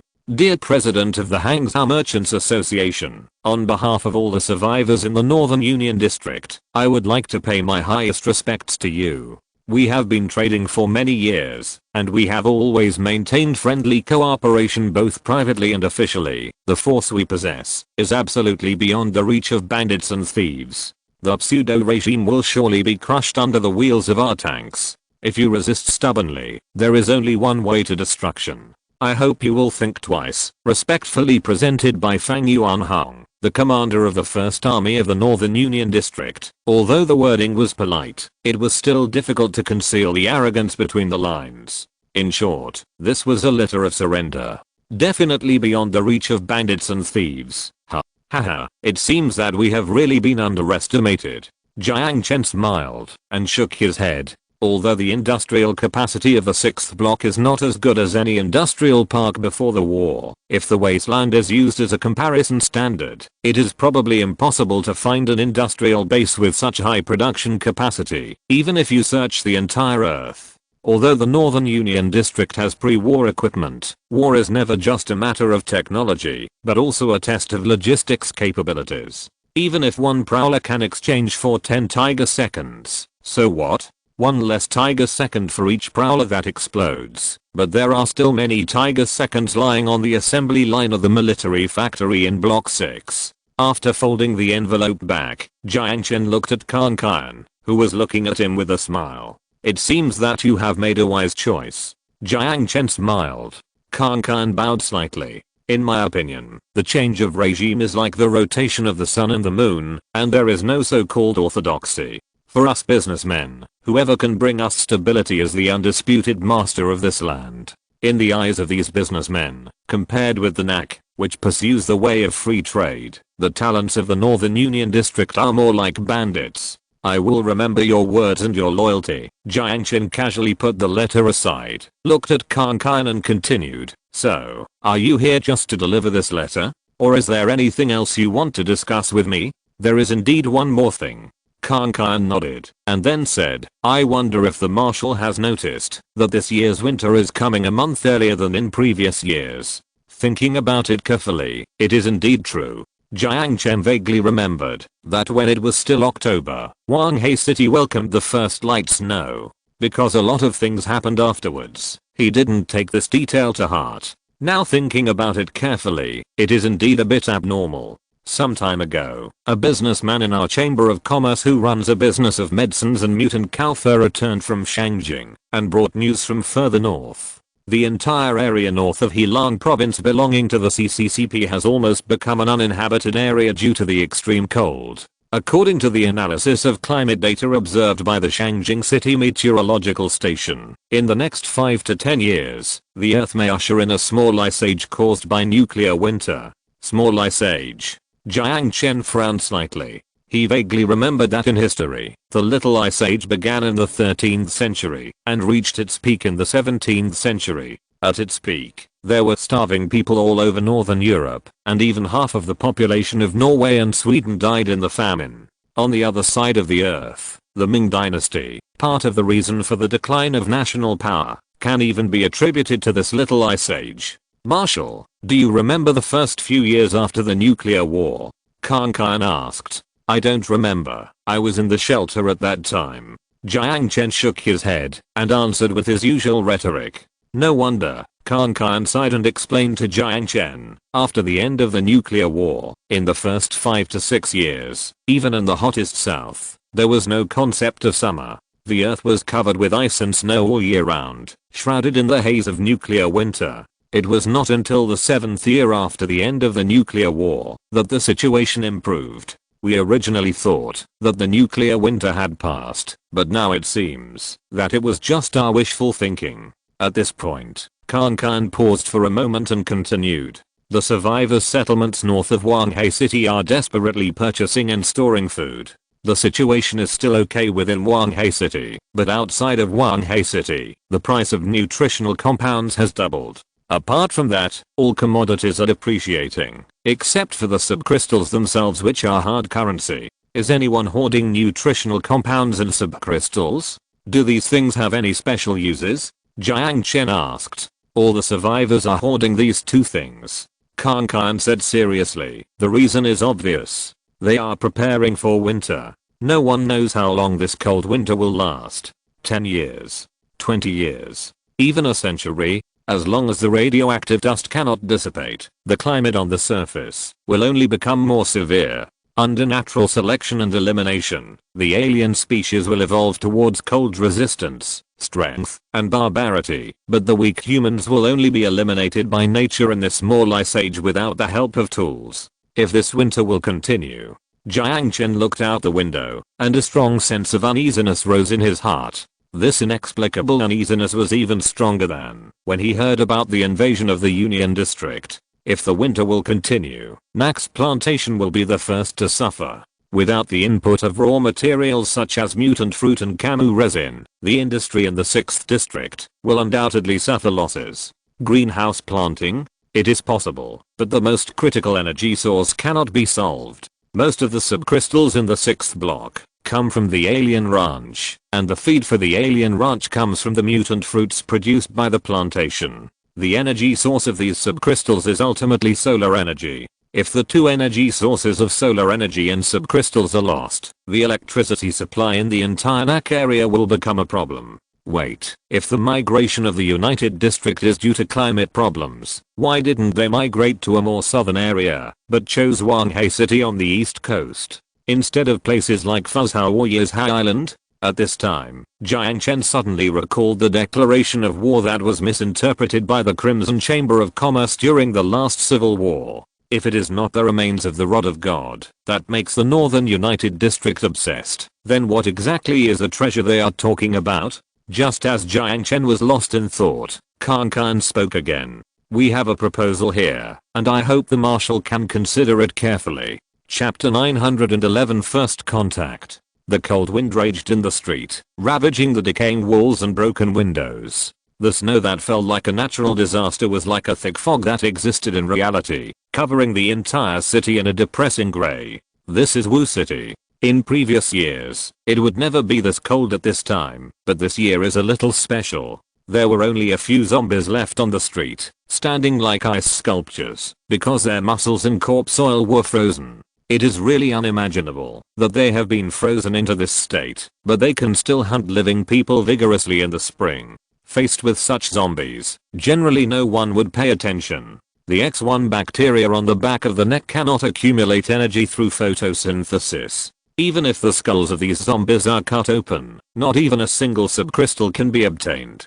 Only the hungry mutant rats will bite these living dead, and their gastric bands do not need to worry about indigestion. The whole street was dead silent. Leaning against the observation hole of the sentry tower, Hu Cheng tightened the rifle in his hand and looked at the empty ice surface through the bulletproof glass of the observation hole. The howling wind and snow made him begin to doubt whether his work was meaningful. With such heavy snow, would people from the United District really come? This sentry tower was built on the roof of a house next to the bell tower not far from the river. The outside was camouflaged with wood. From a distance, it looked like a dilapidated shack. Behind the wood was a real concrete bunker that could block the heat source and life signals inside the bunker, and could also withstand direct fire from tank shells. Hiding in such a bunker, it would be basically impossible to discover that it was a sentry post unless someone walked in. Facing the unchanging scenery, Hu Cheng yawned and put his rifle by the window. At this moment, a dark figure gradually walked into the street, where the wind and snow were howling. Hu Cheng raised the muzzle of his gun reflexively, but soon he put it down again, and took 2 steps forward happily, lowered a ladder for the man who was walking towards him, and put him up. With a swish, the movable door was opened, and ice chips hung on the heavy winter clothes. The middle-aged man's face was red from the cold. He put the insulated lunchbox in his hand on the table, took off the hat that was almost stuck to his head, and cursed. Damn it, don't point that thing at me next time. If it goes off accidentally, you can wait for those brain-damaged zombies outside to bring you food. Isn't this my routine? Hu Cheng couldn't wait to open the lid of the lunchbox. Looking at the steaming braised pork and white rice, his index finger moved, and he grabbed the chopsticks without taking off his gloves, and shoveled them into his mouth. Fuck the routine. Do you really think those barbarians from the northwest would come here to cause trouble, just because they have nothing better to do? Putting the ammunition bag on the ground, Deng Wenji glanced at his comrade, pulled over a chair and sat down, took out a bottle of wine from his pocket, unscrewed the lid, and took a sip carefully. Hey, those barbarians won't run over here if they are full.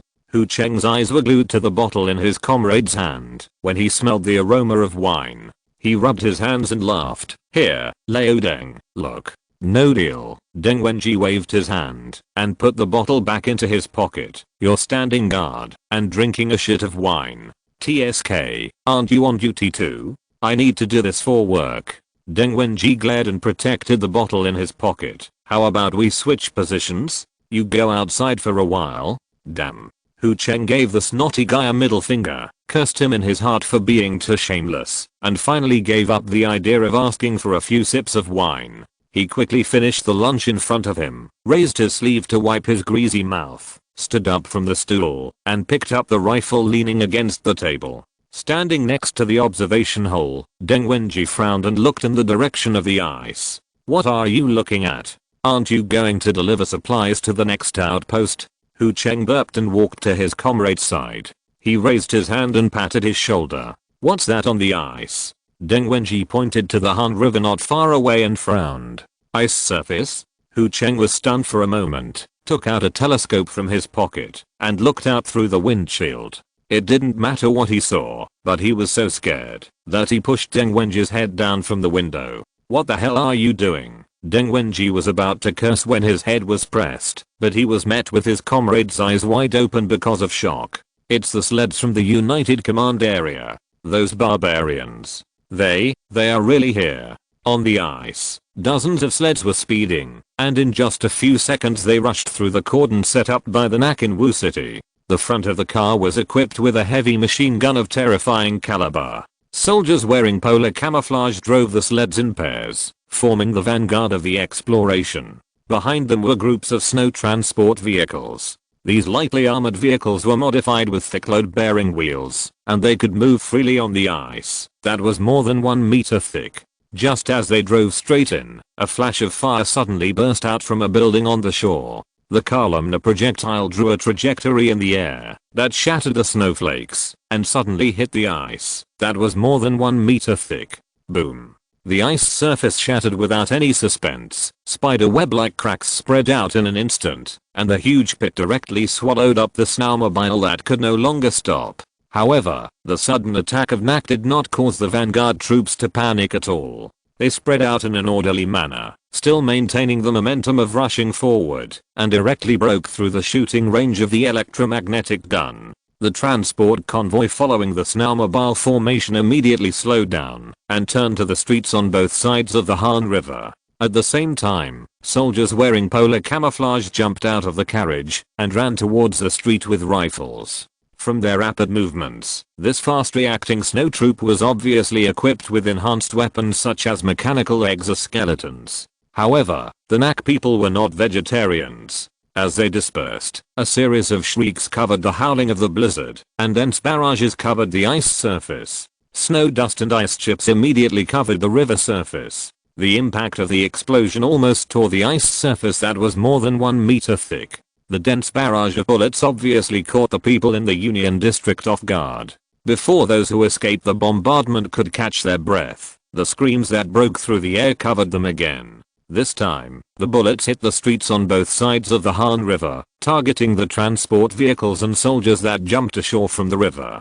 On the roof of a building not far away, Wang Xiao held up a telescope and overlooked the battle situation 5 kilometers away, his brows slightly furrowed. Although the battle was one-sided, it was surprising that in this first contact, the NAC, which was covered by artillery, did not gain an advantage. The second echelon soldiers deployed on the river used explosives to break the ice and block the formation of sleds that were rushing all the way. The two sides engaged in fierce exchanges of fire under the Cross River Bridge, and the tracer bullets almost formed a net in the air. In half an hour, the vanguard troops were completely wiped out, and the soldiers in the Union District began to retreat. Wang Xiao were ordered to stop the pursuit and consolidate the defense line on the spot. The battle ended here. He put down the telescope, but he was not relaxed. The size of this unit is only 500 people, and apart from the dozens of snowmobiles, there is no sign of heavy vehicles. According to the intelligence sent from the rear, his opponent this time is the 1st Army of the Union region, which has a size of more than 10,000 people and countless armored units. The first contact ended with the victory of NAC, but the real war has just begun.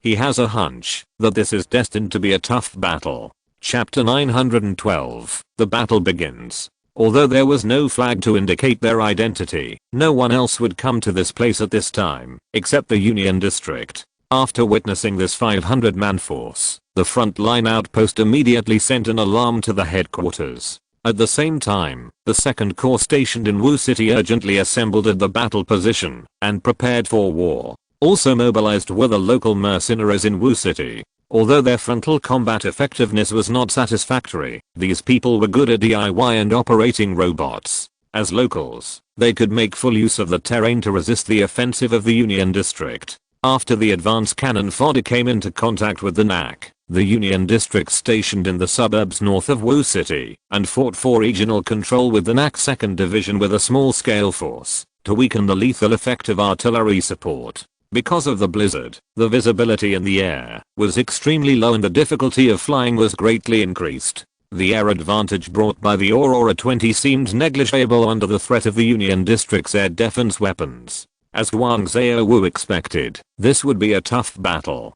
The news of the outbreak of the war was quickly transmitted to Wang He via radio. If the climate environment is as predicted by the weather observatory in Shangjing City, the world will usher in a small ice age caused by radioactive dust, and the surface environment will no longer be suitable for human survival. In other words, the cost of living on the ground will be much higher than underground. At this point, Kan looked at Jiang Chen seriously and proposed, according to the plan we have studied, if the Wang He subway is renovated, it can be transformed into a large underground shelter that can accommodate hundreds of thousands of people. Once the surface climate is so bad that it is uninhabitable, we at least have a way out. Move underground? Have you considered the issue of energy?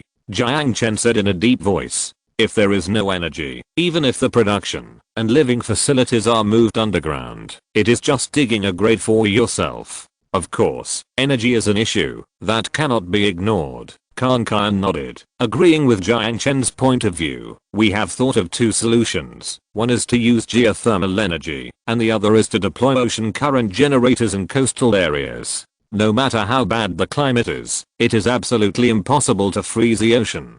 Geothermal energy is also an inexhaustible source of energy. However, it is not the energy issue that makes Jiang Chen hesitant. After all, the lunar colony in the real world has already taken shape.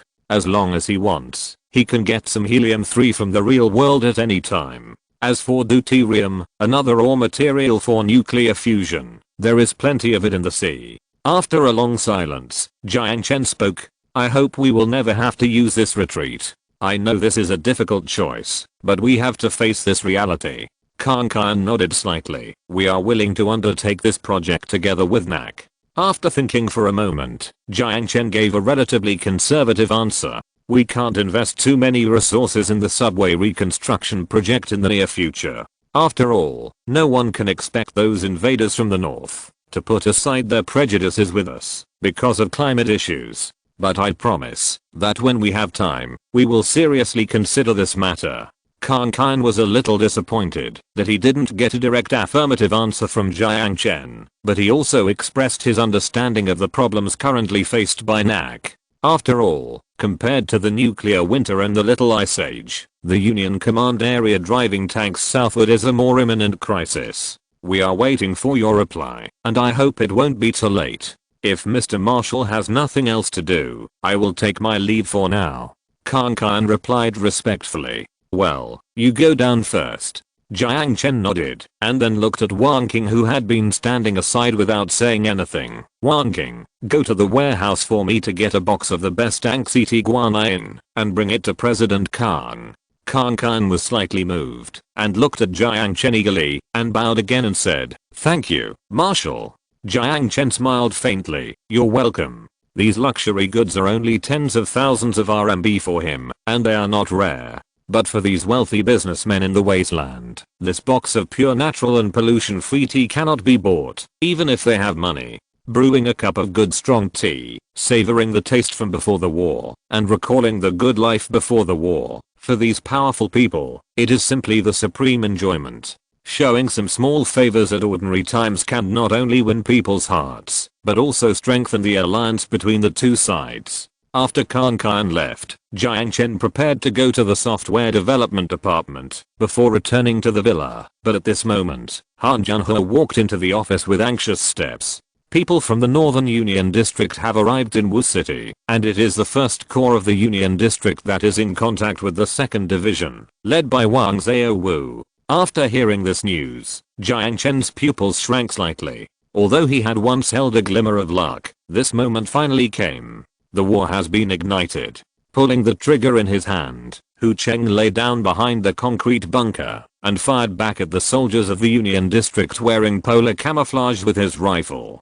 The blizzard was whistling overhead. If you want to hit someone in such weather, you can only rely on luck. Whoosh! Hu Cheng suddenly buried his head, and the bullet whistled past his scalp.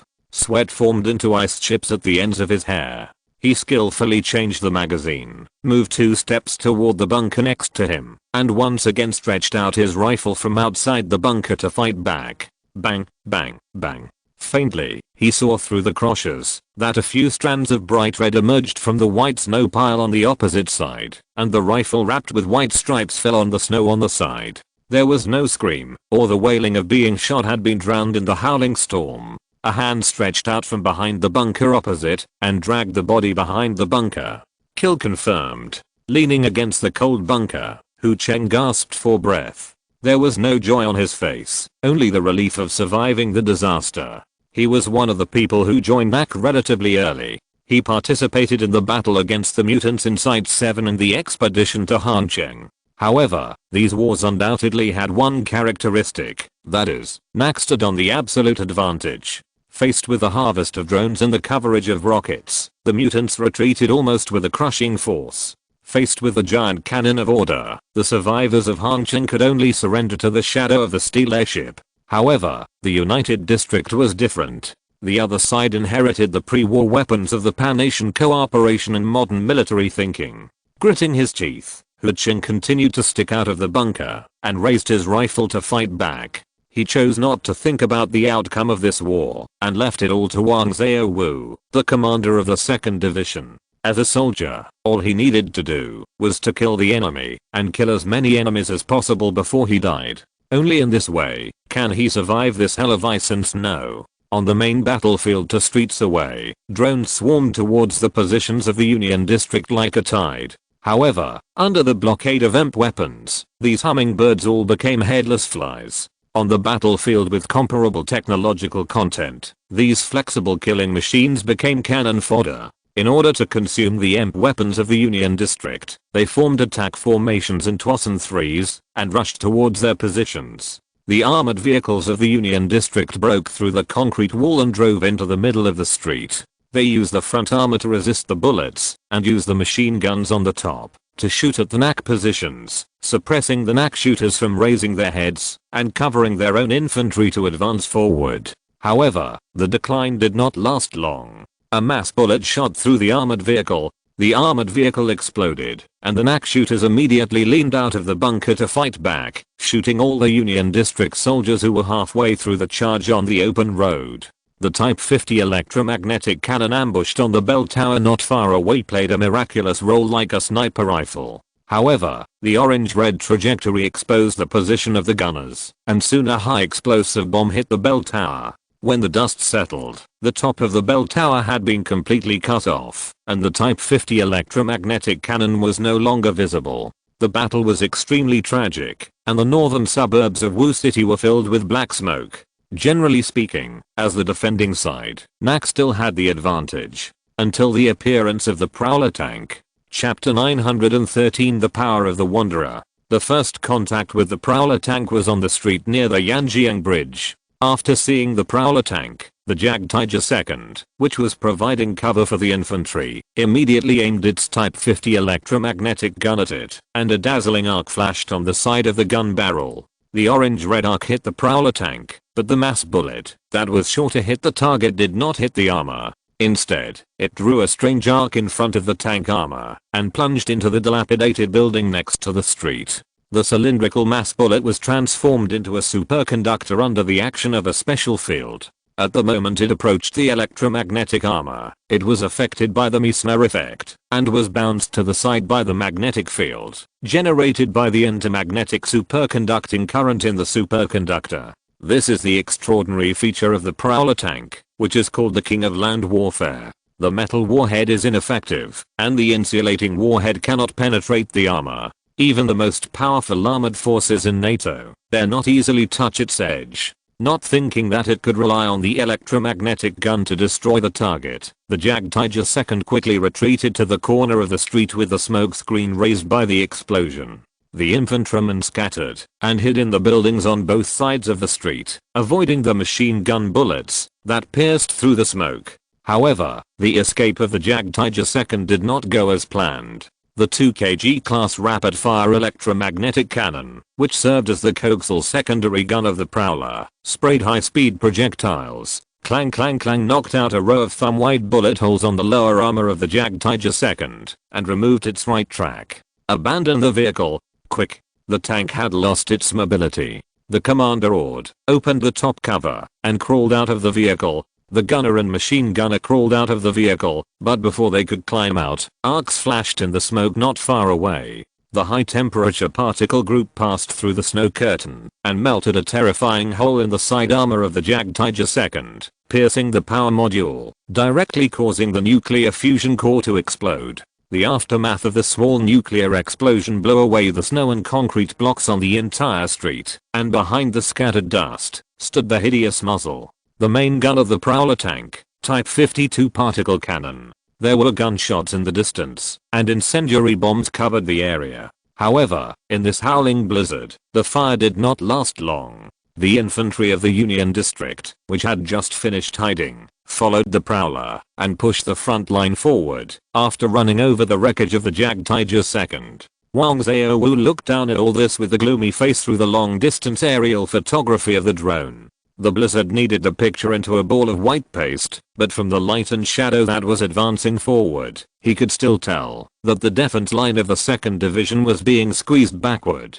Strategically, NAC was undoubtedly successful. The laser array anti-aircraft vehicle could effectively counter the Aurora 20, but it could not protect the entire supply line of more than 700 kilometers. Wang Xiaowu played to his strengths and avoided his weaknesses, and assigned all of the more than 20 Aurora 20s of the 2nd Division to harass the supply line of the Union District. It was unlikely to completely cut off the supply line, but it was more than enough to seriously hinder its supply efficiency. On the other hand, the 2nd Division was supplied directly from Hancheng, which was adjacent to Wu City, and the supply line was only more than 200 kilometers. Both the supporting artillery and ammunition were quite abundant. As long as the position was stabilized, the first to collapse would be the United Command area that came from afar. However, the commander of the 1st Corps was no fool and was very clear about his disadvantage in supply. From the beginning, the 1st Corps did not intend to use conservative tactics, but used skirmisher tactics to disperse the artillery support of NAC, compete with NAC's infantry for regional control, and at the same time push its strongest armored forces to the front battlefield to break through the strongest position of NAC's defense line. Just as Wang Xiaowu was staring at the holographic screen and lost in thought, an officer in winter clothes lifted the curtain of the tent and walked in. He walked to his side with a stern look, saluted and reported. According to the response from the frontline troops, the incendiary bombs did not achieve the expected effect. The blizzard outside was too strong and the temperature was too low. If this continues, it will be difficult for us to hold the defense line in front of the Cross River Bridge. Wang Xiaowu looked at the holographic screen, cut out the drone aerial footage, and switched to the tactical map of Wu City. A green line ran along the Cross River Bridge several kilometers away from the mouth of the Han River into the Yangtze River, dividing the northern suburbs of Wu City controlled by the United District. The forces of both sides were evenly distributed on both sides of the Han River.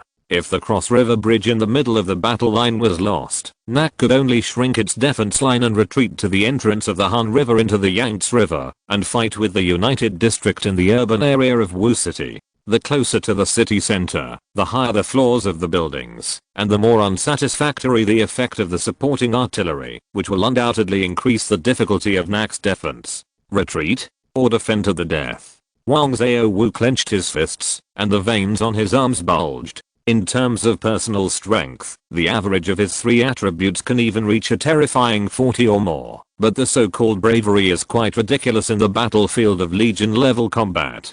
Even if the muscle strength and agility reach the limit of what humans can achieve, it is impossible to be half as strong as a Deathclaw, and even the mother of the Deathclaw cannot withstand a 10-kilogram mass bullet from the Type 50 electromagnetic cannon. Just as he was about to order to defend the line, a signalman suddenly broke into the command room, saluted before Wang Xiaowu frowned, and reported with a heavy breath. Report. What's the matter? The order has arrived in the southern suburbs of Guanghe City, and the Chief of Staff of the Marshal's office, Han Junhe, is also accompanying him. Wang Xiaowu slightly widened his eyes, and a hint of joy flashed in his pupils. Although the order could not get too close, using the heavy electromagnetic cannon hanging on its bottom to bombard the positions of the Northern Union District from a super long distance could still cause some psychological pressure on those barbarians.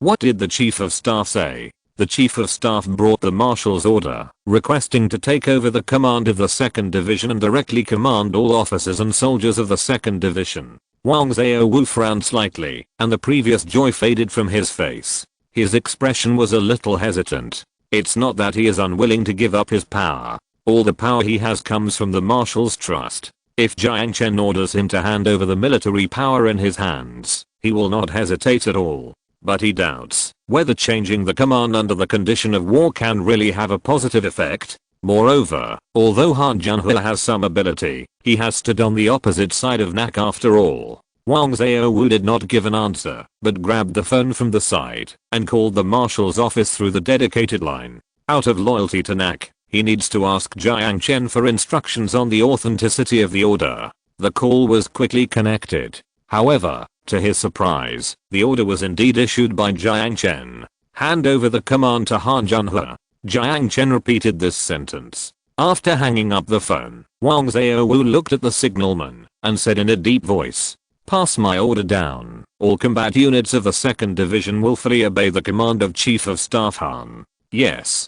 The signalman saluted and immediately ran out of the command post. Wang Xiaowu glanced at the holographic screen, sighed, and sat back in his chair. In such a large-scale battle, and with both sides being evenly matched in strength, he could only do so much with his ability. I hope that the Chief of Staff, who was an officer before the war, can bring a glimmer of hope to the war situation.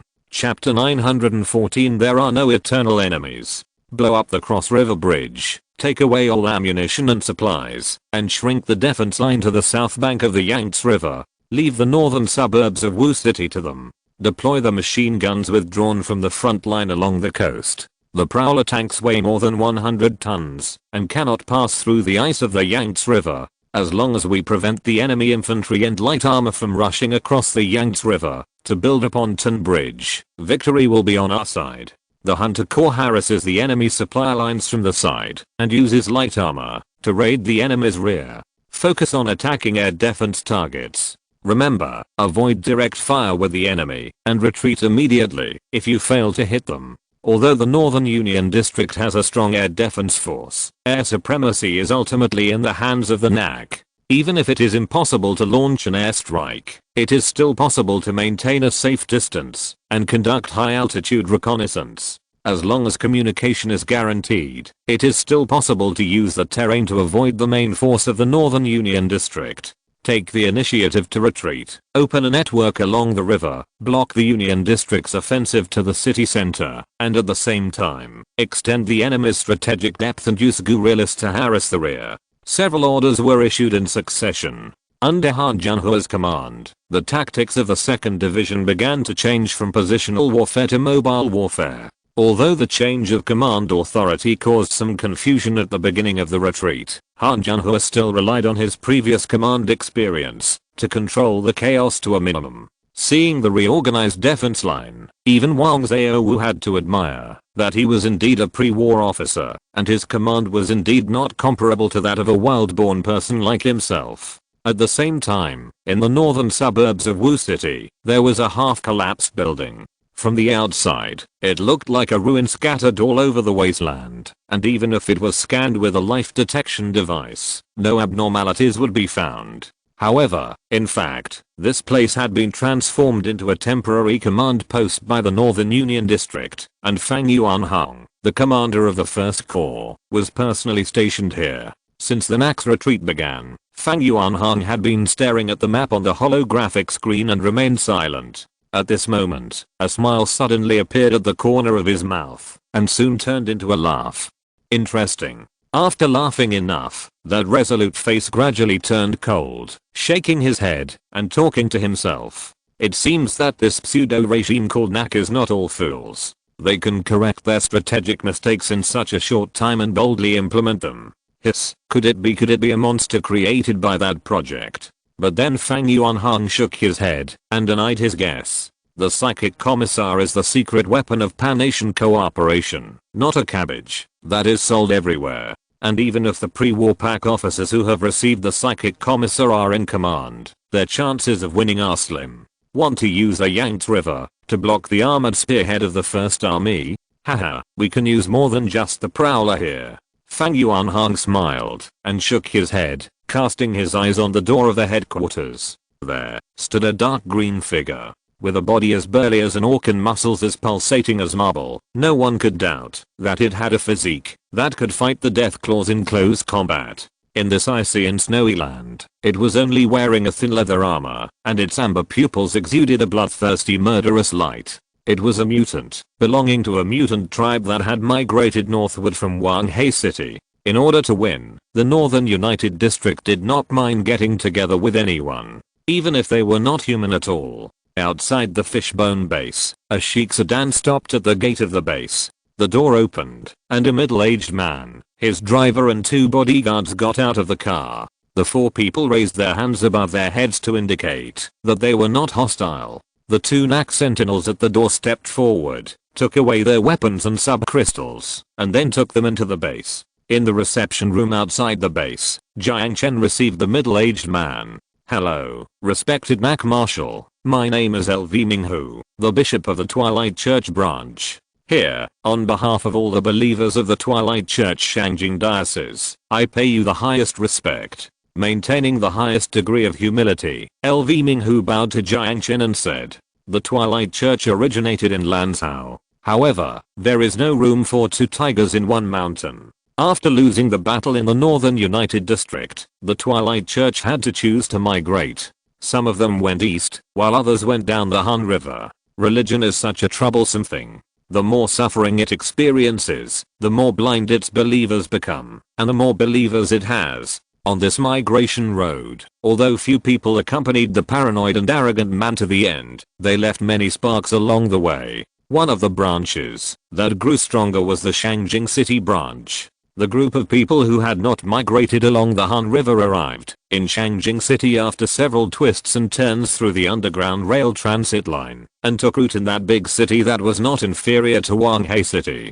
2 years ago, Jiang Chen accidentally stabbed a hole in their then leader boy with a sword. Since then, the power of the Twilight Church in the south has declined sharply, and it has completely lost control of Susao and Hangzhou province and even the surrounding areas. However, this did not affect the relationship between NAC and the Twilight Church in Shangjing City. Although diplomatic dialogue was almost zero, the 2 sides had always maintained a certain degree of trade exchanges. It was for this reason that Jiang Chen did not drive out the guy who claimed to be the bishop of the Twilight Church branch. Welcome, Mr. Lu Minghu from Shangjing City. Jiang Chen invited him to take a seat and asked the waiter to brew 2 cups of the best black tea from Sri Lanka for the 2 of them. As soon as his mouth touched the edge of the teacup, a trace of surprise flashed in the eyes of the bishop. He had not tasted such a refreshing aroma and pure taste for more than 20 years. The reason why he could react now was entirely because of the remaining trace of nostalgia for the life before the war in his heart. Good tea. May I ask where you got it from? Sri Lanka in the Pan-Asian Indian region, Jiang Chen said with a smile. You should have heard that we have occupied Yazhou Island and opened up a trade route to the south. If you are interested, I can give you some. Half of this was nonsense. This so-called Sri Lankan black tea was just a gift from a business partner in the real world. He still has a lot of luxury goods like this in his inventory. But anyway, Mr. Lu Minghu couldn't go to distant India for a search, so he didn't mind using this imported product to increase his bargaining chips. Being able to trade with distant survivors is a symbol of strength. Sure enough, after seeing Jiang Chen's generosity, Lu Minghu obviously restrained the contempt and hesitation hidden behind his politeness and instead adopted a more cautious attitude. Thank you very much. Bowing in gratitude, Lu Minghu accepted Jiang Chen's gift without hesitation. Let's stop here. You should know that we are at war with the United District. If you are not here to watch the fun, you should be planning to discuss some interesting topics with us. Am I right? Jiang Chen said with a smile. Indeed, we have something very important to discuss with you. Lu Minghu nodded slightly and then said, but before that, I would like to ask Mr. Marshall a question. I wonder if you have heard of a word? What word? Jiang Chen asked with a frown. Holy Shield System. Staring into Jiang Chen's eyes, the leader said seriously. Chapter 915 Holy Shield System. On the road to the interstellar era, there are many technologies that are the prerequisites for interstellar navigation. For example, controlled nuclear fusion, warp engines, shield technology, high-power energy weapons, etc. Due to differences in ideology, countries have significant differences in the emphasis of the technology tree. For example, in shield technology, Pan-Asia cooperation is undoubtedly at the forefront of the world, and the Holy Shield system is a representative of them. This city defense system built in 2147 has been updated countless times over the past few decades, and finally included the entire Wanghai city in the protective shield. Although the Holy Shield system failed to completely withstand the bombardment of the God's Rod due to the defects of the technology itself, it still bought precious time for citizens to enter the shelter. Jiang Chen had seen that scene in the virtual reality game where he met Ling Ling. A waterfall-like light column poured down on the dome of the city, and countless light particles danced in the sky. If you don't think about the meaning behind it, that is linked to death. The picture is indeed beautiful. The Holy Shield system? Of course I've heard of it. Any questions? Jiang Chen took a sip of the steaming hot tea, and asked thoughtfully, while looking at LV Minghu. I believe Mr. Marshall has noticed that the nuclear winter is coming. Soon the entire land will be covered with ice and snow. Even the strongest and toughest alien species will have to change their living habits and migrate underground or south. After saying this, LV Minghu looked at Jiang Chen. It's the same for us humans. This land will no longer be suitable for us to survive. After hearing his words, Jiang Chen smiled and said half jokingly, so, you plan to find us and order a colony ship to fly into space? Of course not. Lu Minghu shook his head. Although we believe in doomsday theory, we are not outright escapists. Unless life forces us to do so, I don't think anyone is born with the desire to escape from their homeland. What is your proposal? The Holy Shield system is the key to dealing with nuclear winter. Staring into Jiang Chen's eyes, Lu Minghu continued, in the first 3 years, the Holy Shield system was originally designed to deal with natural disasters such as typhoons. After the economic crisis, the Pan-Asian cooperation added strategic defense functions to it. The words of the bishop surprised Jiang Chen. It turned out that the original design of the Holy Shield was not to shield artillery and missiles, but to shield typhoons! Exclamation mark. So that's it. In this case, the treasure mentioned in the declaration of war sent long ago by the Northern Union District actually refers to the Holy Shield. I remember it has been destroyed. Recalling what he saw in the virtual reality, Jiang Chen said softly, it's not destroyed, it's just overloaded. Although it's no different from being destroyed, at least it's not so bad that it can't be repaired. We got the design drawings from the backup server of the National Defense Research Institute in Shangjing City. It shouldn't be difficult to repair it with just a little time. Lu Minghu's words made Jiang Chen's eyes light up. Noticing the interested look on his face, Lu Minghu smiled slightly and continued with a piercing look. As long as we restart the Holy Shield system, we can isolate the entire Wanghai city from the wasteland. As long as we keep the energy input, nuclear winter is nothing. Yes, if we can keep the energy input. Jiang Chen's fingers tapped the table lightly. Have you considered the source of energy? Although there is no way to get helium-3, the deuterium-tritium reaction is also a good choice. Deuterium and tritium are abundant in the ocean. Even if it's a little unfriendly, no one cares about it now, Lu Minghu said. Compared with the subway plan of the Hangzhou Merchants Association, the Shangjing City Dusk Church's proposal to restart the Holy Shield is obviously more reliable. Move all the factories in the 6th block underground? What a joke. Production machinery and factory buildings are not tables that can be moved and placed anywhere. Looking at the snow outside the window, Jiang Chen withdrew his gaze from the window and cast his eyes on the white mist rising above the teacup. Your proposal has convinced me, but I still have a question. Excuse me. Shangjing City also has a city defense system similar to the Holy Shield. Why did you choose Wanghai City instead of your current base Shangjing City? Jiang Chen asked the doubts in his heart. Not surprised by Jiang Chen's question, Lu Minghu made a helpless expression and explained to him, Shangjing was one of the political centers of Pan-Asian cooperation before the war, and the number of shelters was also the largest in the entire Pan-Asian region. This means that, when the war is over, it is much more chaotic than other places. The survivors are divided into factions and fighting, and the network of relationships is complicated. Speaking of this, Looming Who paused and sighed. The most important thing is that the local survivor groups are more exclusive than we thought. Even after migrating to Shangjing City for several years, we still cannot gain their trust. Now that the nuclear winter is approaching, survival supplies are becoming increasingly tight, and the relationship between the survivor forces has deteriorated to an unimaginable degree. So you chose us. Jiang Chen smiled and said. That's right. Looming Who said seriously. During the negotiation, the bishop had shown enough sincerity, but Jiang Chen was not in a hurry to give him an answer. The so-called covenant is an equal alliance relationship.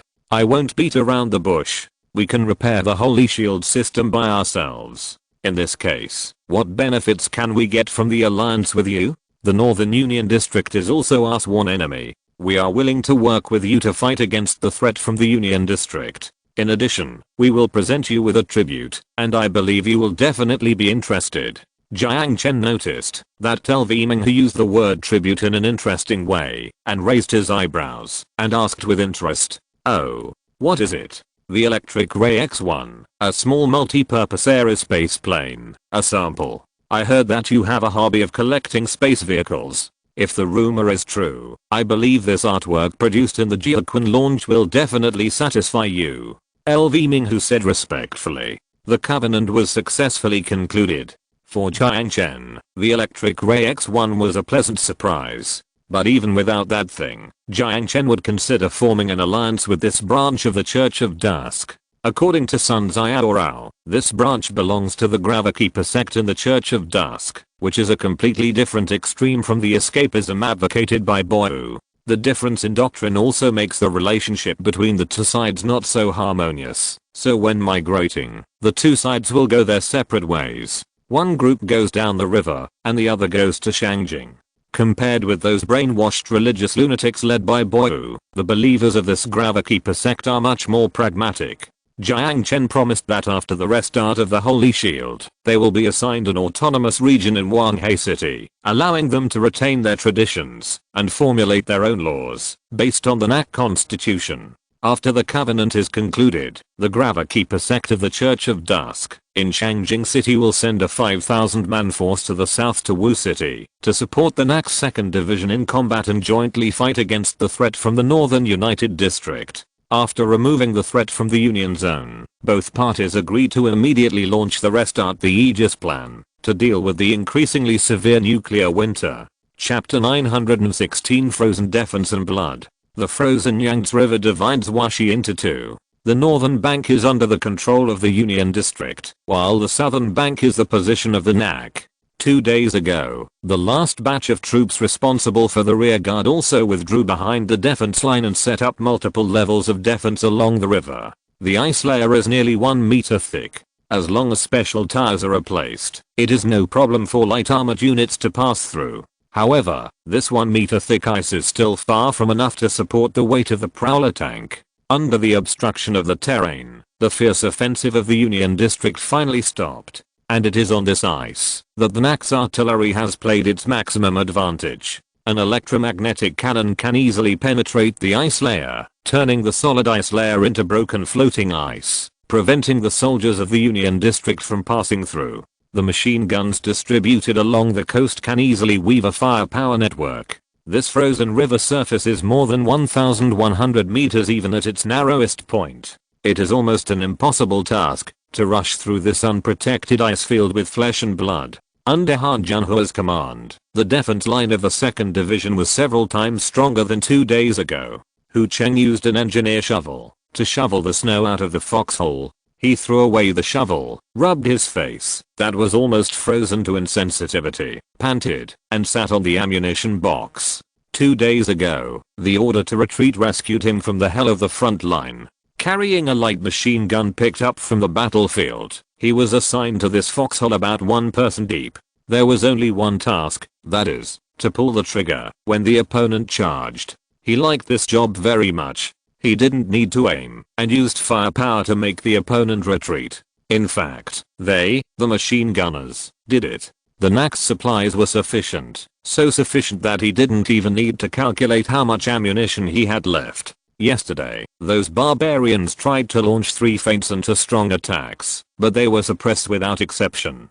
Today they were much calmer, except for the occasional gunshots that penetrated the snow curtain. There were basically no new actions. There was an electric kettle not far from his hand. In such weather, there was nothing better than drinking a cup of hot cocoa. Of course, he was just thinking about hot cocoa.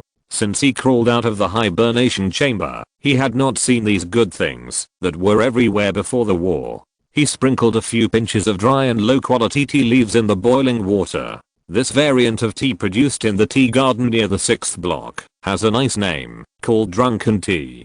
Just soak it in boiling water for a while. It will produce a kind of alcoholic smell. Not only is it not intoxicating, it can also warm the stomach. These things are the favorites of the middle class and the most expensive luxury they can enjoy. If it weren't for the generous Marshall, they would have no chance to enjoy these. If he had to buy them with his own money, he would definitely not be willing to spend it.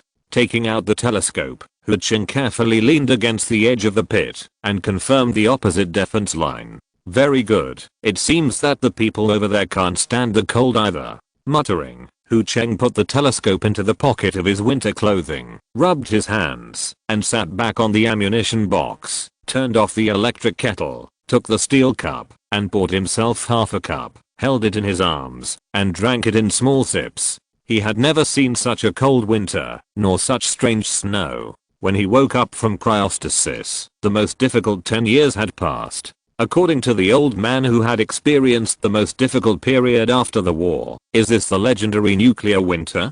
Drunk tea has another benefit, which is that it can effectively reduce the radiation value. After drinking the tea, Hu Cheng glanced at the parameters of the radiation value and the iodine inventory on the EP, and returned to the machine gun position, holding his hand on the grip and moving it. At this moment, he suddenly caught a glimpse of a few green shadows from the opposite position. His glasses narrowed slightly, and Hu Cheng took out the telescope from his pocket while mumbling softly, "Maybe I saw it wrong." He raised the telescope and put his eyes closer.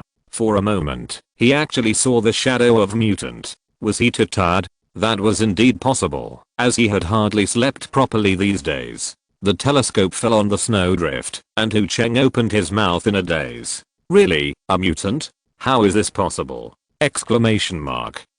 However, the other side did not give him time to savor this shock. Accompanied by a series of dense artillery fire, the mutant soldiers with C-shaped steel hanging on their bodies, holding rifles, launched a charge towards the NAC position. Hu Cheng reflexively lowered his head, and a whistling sound came from the sky, and the shell exploded about 10 meters behind the trench. The flying shrapnel knocked over the electric kettle. Without having time to feel sorry for the hot tea that he had not finished drinking, Hu Cheng swept away the snow on his body, threw himself beside the machine gun, hurriedly opened the safety, and aimed at the charging mutants to vent the muzzle's firepower. The bullets splashed a series of sparks on the steel armor. From the folded trajectory, it can be seen that the rain of bullets did not penetrate the simple and crude armor.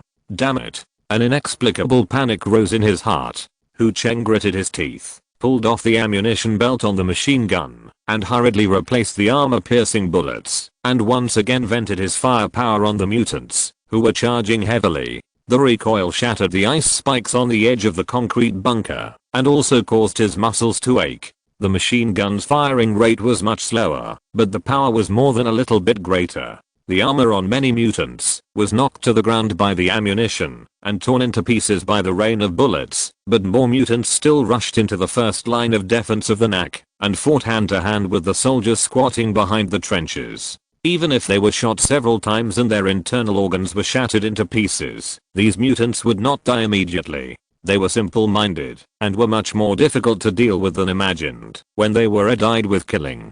VIP drones and reptile robots were dispatched urgently, but the EMP weapons launched by the 1st Legion on the opposite side caused considerable trouble to these machine units. Although they were not directly destroyed, the side effects of circuit overload could cause the operation of VIPs and reptiles to stagnate. A mutant rushed to the bottom of Hu Cheng's machine gun position, avoiding the maximum shooting angle of the machine gun. through the blizzard. He could even see the hideous face and the drool frozen on the edge of the mouth. "Go to hell, you disgusting greenskins," Hu Cheng roared, grabbed the rifle with the bayonet from the side, leaned out of the bunker, and stabbed the mutant's head from a high position. Several bullets hit him next to him, and cement chips and ice chips scraped shallow blood marks on his face. The bayonet did not pierce the mutant's face, but got stuck in its arm. However, he did not retreat, and suddenly cut the muscle of the mutant's arm. The mutant roared in pain. The rifle in his hand fell to the side, but his other hand reflexively reached for the inferior machete at his waist and swung it towards Hu Cheng. He ducked his head to avoid the attack, seized the floor it revealed, and aimed the muzzle of the gun at its hideous face, desperately pulling the trigger. With the flames bursting from the muzzle, the orange-yellow trajectory shot into the snow with blood arrows, and white mist was sizzling. The machine gun fire on the other side of the river fired at this side, suppressing Hu Cheng back behind the machine gun position.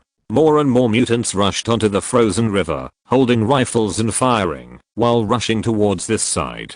Just as he was anxiously preparing to shoot, a sharp scream suddenly rang out in the air. Before he could react, rows of exploding flames burst on the ice surface, carrying snow mist, ice chips and large sections of ice blocks, and rushing into the air dozens of meters. When everything was gone, the entire river surface had been shattered, and large sections of ice were slowly floating with the water. There was no sign of any mutants. There was only a little smoke from the explosion on the shattered ice surface, which did not dissipate for a long time in the howling wind and snow. Beautiful fight.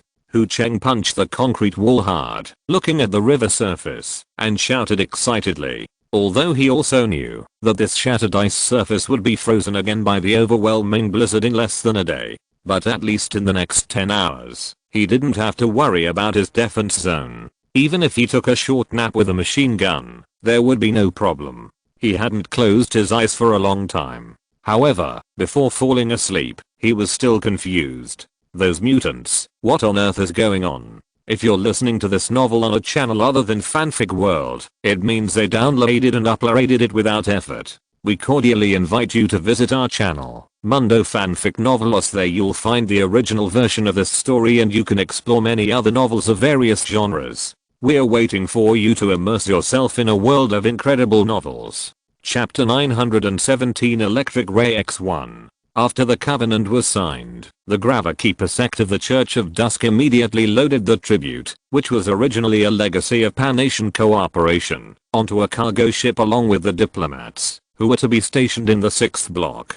The White Whale Research Station's fleet escorted it to the port of Wanghai City. In the warehouse at the port, Jiang Chen saw the Electric Ray X1 multi-purpose aerospace plane that LV Minghu mentioned. At the first sight of it, its sci-fi shape left a deep impression on him. Because the main flight area is space, this aerospace plane named Electric Ray is different from traditional aircraft. It has no aerodynamic design, and even the wings are omitted. The middle section of the shuttle-shaped head is inlaid with an orange cockpit.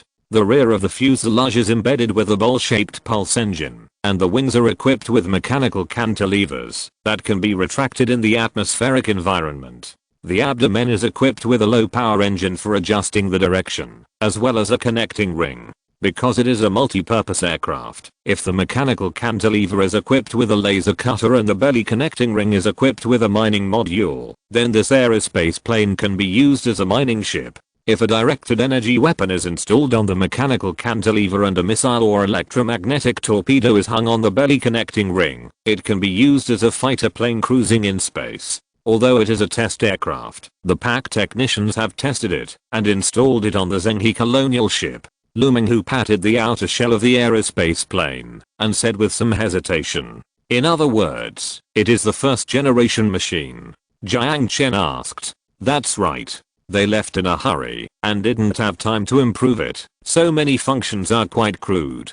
But it's small but complete. Whether it's the mining module or the attack module, the PAC researchers designed it quite well and left one set each when they left. But I don't recommend you use this thing in the battle against the Union Zone. In the atmosphere, it can only fly vertically upward like a rocket by consuming a lot of fuel. The correct flying posture should be sent to outer space by a space elevator, if you have a space elevator." The bishop shrugged and said, Jiang Chen smiled and said nothing. Sorry, he really has a space elevator, but it's in another world. According to what he said before he left, the asteroid capture plant should have reached the web weaving stage, and the orbit change work will begin in early December to drag the asteroid into the Earth-Moon system. Originally, he planned to use a mining rocket independently developed by Starring Trade, but now it seems that the electric ray can just go with the mining module. After receiving the tribute from the Gravikeepers, Jiang Chen also asked Wang Qing to send them a container of cocoa beans. These things are definitely in great demand in winter. With the technology of the 22nd century, they can be made into delicious and high-calorie cocoa or chocolate with a little processing. Since the Philippines was included in the sphere of influence of the Starring Trade, the most abundant thing in New China is this tropical crop. Unlike Jiang Chen's calmness, Lu Minghu was stunned after seeing a whole container of cocoa beans. The Gravikeeper sect has sufficient living supplies, but they have never seen such a whole truck of luxury goods. These crops obviously cannot be grown in the soil of Wanghai City. They must have been traded with the survivors in South Asia. Otherwise, NAC has its own plantations in South Asia, and these cocoa beans are produced from those plantations. No matter from which angle you think about it, NAC's strength is far beyond the imagination of the Church of Dusk. In addition to being happy, Lu Minghu also re-examined the alliance between the two sides. The Church of Dusk must treat this covenant more carefully and do everything possible to avoid conflict with NAC. With this sentence firmly in mind, LV Minghu respectfully said goodbye to Jiang Chen, took the whole container of gifts, boarded the transport ship operated by the White Whale Undersea Research Station, and headed north along the East China Sea to Shangjing City. After watching the messenger of the Church of Dusk go away, Jiang Chen left the port by car, returned to the Fishbone base, and went to the community center. After finding the staff of the logistics department and instructing them to transport the electric ray X1 to the warehouse in the backyard of the villa, Jiang Chen went to the holographic conference room on the way and confirmed the situation on the front line with Han Jianhua, who had already gone to Wu City to take over the 2nd Division. Jiang Chen was still quite relieved about Han Jianhua's command ability. She had even commanded the mechanized brigade of Pak, so it should not be difficult to command such a force. Sure enough, she did not disappoint his expectations. Under her command, the 2nd Division successfully blocked the United Command area north of the Yangtze River. Even with dozens of prowler tanks, they could not move forward even half a step. However, not all the news from the front was good news. Mutants? Sitting in the holographic conference room, listening to Han Jianhua's holographic report, Jiang Chen frowned slightly and fell into deep thought. How did the people in the Union District get involved with those monsters? These creatures that look like humans, but not humans, are far more dangerous than predators and aliens. Since NAC incorporated the entire Suzhou and Hangzhou province into its territory, it has launched a purge of all mutant tribes and cannibal tribes in the territory. From this perspective, the mutant tribes do have reason to hate NAC.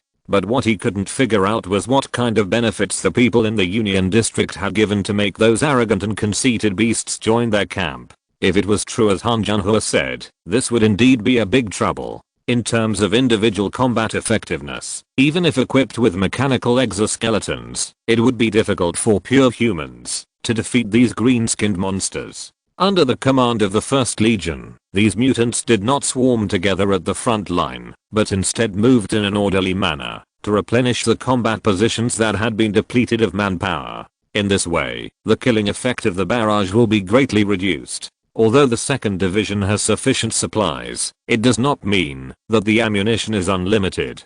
According to the intelligence investigated by the Hunter Corps, the Steel Helmet tribe that once occupied the Hangcheng area supported the Northern Union District. After the fall of the Empire, they fled to the Wu City area. The Union District promised the Steel Helmet tribe that Hangcheng would be given to them after the victory of the war. Jiang Chen raised his eyebrows, and did they believe it? Han Jianhua in the holographic image shook his head. It is not clear whether they have reached other agreements, but the fact is that they are on the same front. In order to defend the line, we need more rockets. What's the situation on your side? I have already said hello to the military factory of the Zhao Group. Their factory will step up the production of Fireball 1. At this point, Jiang Chen's face showed a smile. In addition, I have good news here. The Gravikeeper sect of the Church of Twilight has reached an alliance with us. They will send reinforcement from Shangjing City to attack the rear of the 1st Corps of the Union District. Chapter 918 Technology that changes the course of war. The reinforcement from the Gravikeeper cult were undoubtedly good news for the 2nd Division fighting on the front line, especially after learning that the United District and the Steel Helmet Tribe were involved. After repeating the details of the covenant to Han Junhe, Jiang Chen ended the holographic meeting. In the evening, Jiang Chen returned to the villa with Sun Jiao and Sun Jiao, who had finished handling government affairs. When they opened the door, Yao had already served the rich and delicious meal on the table. As for Linling, she had already sat down at the table impatiently. Responding to the little Lalita's expectant gaze, Jiang Chen rubbed Yao's soft hair lovingly, went to the bathroom to wash his hands, and returned to the table. The roasted tender red pig's trotters were shining with delicious oil, and the tender green leaves were as fresh as when they were just out of the water. It can be seen that Yao's cooking skills have improved a lot. If the ingredients were not limited, she might be better than Aisha. The haze of the front line did not affect the family's dinner. After enjoying this sumptuous dinner, Jiang Chen and the other girls put away the dishes and chopsticks and went into the kitchen. After coaxing Yao to sleep, Jiang Chen came to the study on the top floor of the villa. Looking at Sun Jiao waiting by the window, a smile appeared on the corner of his mouth. He turned his hand and conjured up a bottle of vintage red wine and 2 wine glasses and walked towards the graceful figure. Through the reflection on the window glass, she noticed Jiang Chen when he stepped through the study door. However, she did not turn around, but smiled at the reflection on the glass and blew a puff of white mist. "How did you know I was here?" guessed. Jiang Chen walked behind her, put the wine glass and bottle on the windowsill, stretched out his hand to hug her waist, and joked, "Beautiful lady, can I have the honor to buy you a drink?" Sun Jiao rolled her eyes charmingly at Jiang Chen and leaned lazily in his arms. "I heard that there is a profession called bartender in front of the station. By mixing 2 different kinds of wine together, they can create a happy taste." She bit Jiang Chen's ear playfully and said in a coquettish tone, "I want to drink that." Jiang Chen made a helpless expression, took out a bottle of whiskey and a bottle of brandy from the storage space, and a bottle of foreign wine that he couldn't name, and then placed a cocktail shaker on the windowsill. "I just saw it. I mean, I can try it." Amused by Jiang Chen's appearance, Sun Jiao smiled and signaled him to continue with her eyes. After pouring a little bit of the 3 bottles of wine into the cup, Jiang Chen followed suit and poured the wine into the cocktail shaker. After shaking it in his hand for a few times, he poured 2 cups for Sun Jiao and himself respectively, and made a gesture of invitation with his fingers. "Try it?" Sun Jiao picked up the wine glass and took a sip close to her lips. Before she had time to savor the charm on the tip of her tongue, the strong smell of alcohol was smoked to her throat and she started coughing violently. "Ahem. What you mixed is not wine at all. It's just as spicy as chili water." "Huh? Is that so?" Jiang Chen glanced at his glass, but he didn't make up his mind to try it, and put the glass on the windowsill. After a while, Sun Jiao rolled her eyes at Jiang Chen in complaint, and put the glass back on the windowsill. Jiang Chen scratched his nose a little embarrassedly, coughed and said, "It was just an accident just now. Do you want to try another flavor?" "No. Just give me a glass of wine." The wind and snow outside the window were howling, and looking out from here, the lights in the base seemed to be covered with a layer of gauze. The 2 of them snuggled by the window, chatting while tasting the fine wine brought from the world, killing their leisure time. "The snow is getting heavier." Looking at the snow outside the window, Sun Jiao said a little abruptly, "Yeah." Jiang Chen sighed with deep emotion. As if thinking of something, Sun Jiao bit her lower lip lightly and spoke hesitantly. If one day, this place is no longer suitable for human life, then, I will take you to live in the world over there." Jiang Chen interrupted Sun Jiao's melancholy words, and held her in his arms. Sun Jiao's face rarely showed a trace of weakness. She buried her head and whispered, "Won't you abandon me?" Jiang Chen laughed. "How is it possible?" Sun Jiao pursed her lips slightly, and a little woman's happiness appeared on her face. Although she knew that he would definitely answer like this, no matter how many times she heard it, she felt warm in her heart. "Really?" Stroking her hair gently, feeling the warmth that penetrated through her hair, Jiang Chen said solemnly, "Of course. Yeah." The delicate whisper gradually faded away with the cold wind of the winter night. The next morning, the heavy snow stopped for a while. After getting up early and getting dressed, Jiang Chen leaned over to kiss Sun Jiao's pretty face while she was sleeping, and then went out to the community center. When he arrived at the marshal's mansion, the staff handed him the battle report from last night. Sitting at the table with a cup of coffee, Jiang Chen read the report carefully. The war on the front line was still going on. Last night, the mutants launched a continuous and fierce attack on multiple NAC defense lines under the cover of night. Under the charge of these fearless cannon fodders, they almost tore a hole in the defense line of the 2nd Division. But they failed to do it in the end. The only good news was that a stalker from the Hunter Corps touched the back of a Prowler tank that was being restocked, installed a tactical nuclear bomb on the bottom of the tank, ran 1,000 meters away, and pressed the button, directly blowing up the Prowler into the sky. This kind of pre-war equipment that is difficult to replicate. One less will be one less. This was the first Prowler destroyed by NAC since the beginning of the war. Jiang Chen immediately made a note at the bottom of the battle report, and he would personally award the warrior a Knight's Medal and reward him with 10,000 credit points. After finishing the military affairs at hand, Jiang Chen saw that it was still early, so he came to the warehouse in the backyard of the villa, threw the prototype of the Electric Ray X1 and the backup USB disk of related technical data into the storage space, and temporarily returned to the real world.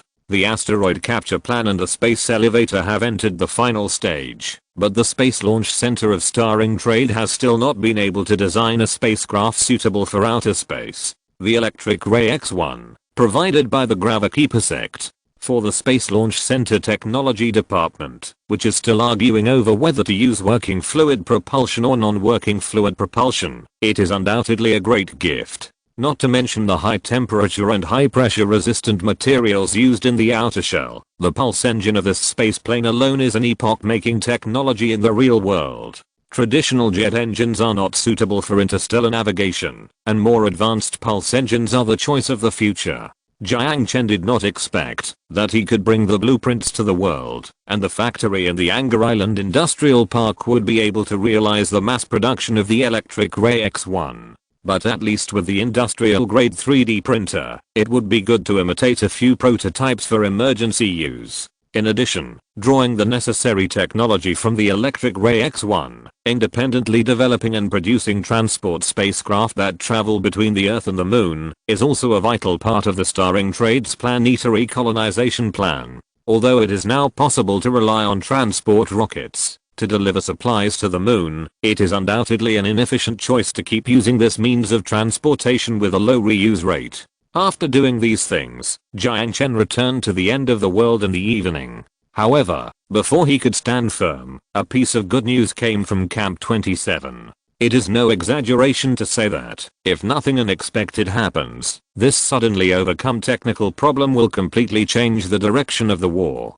Chapter 919 Magnetic Confinement and Plasma.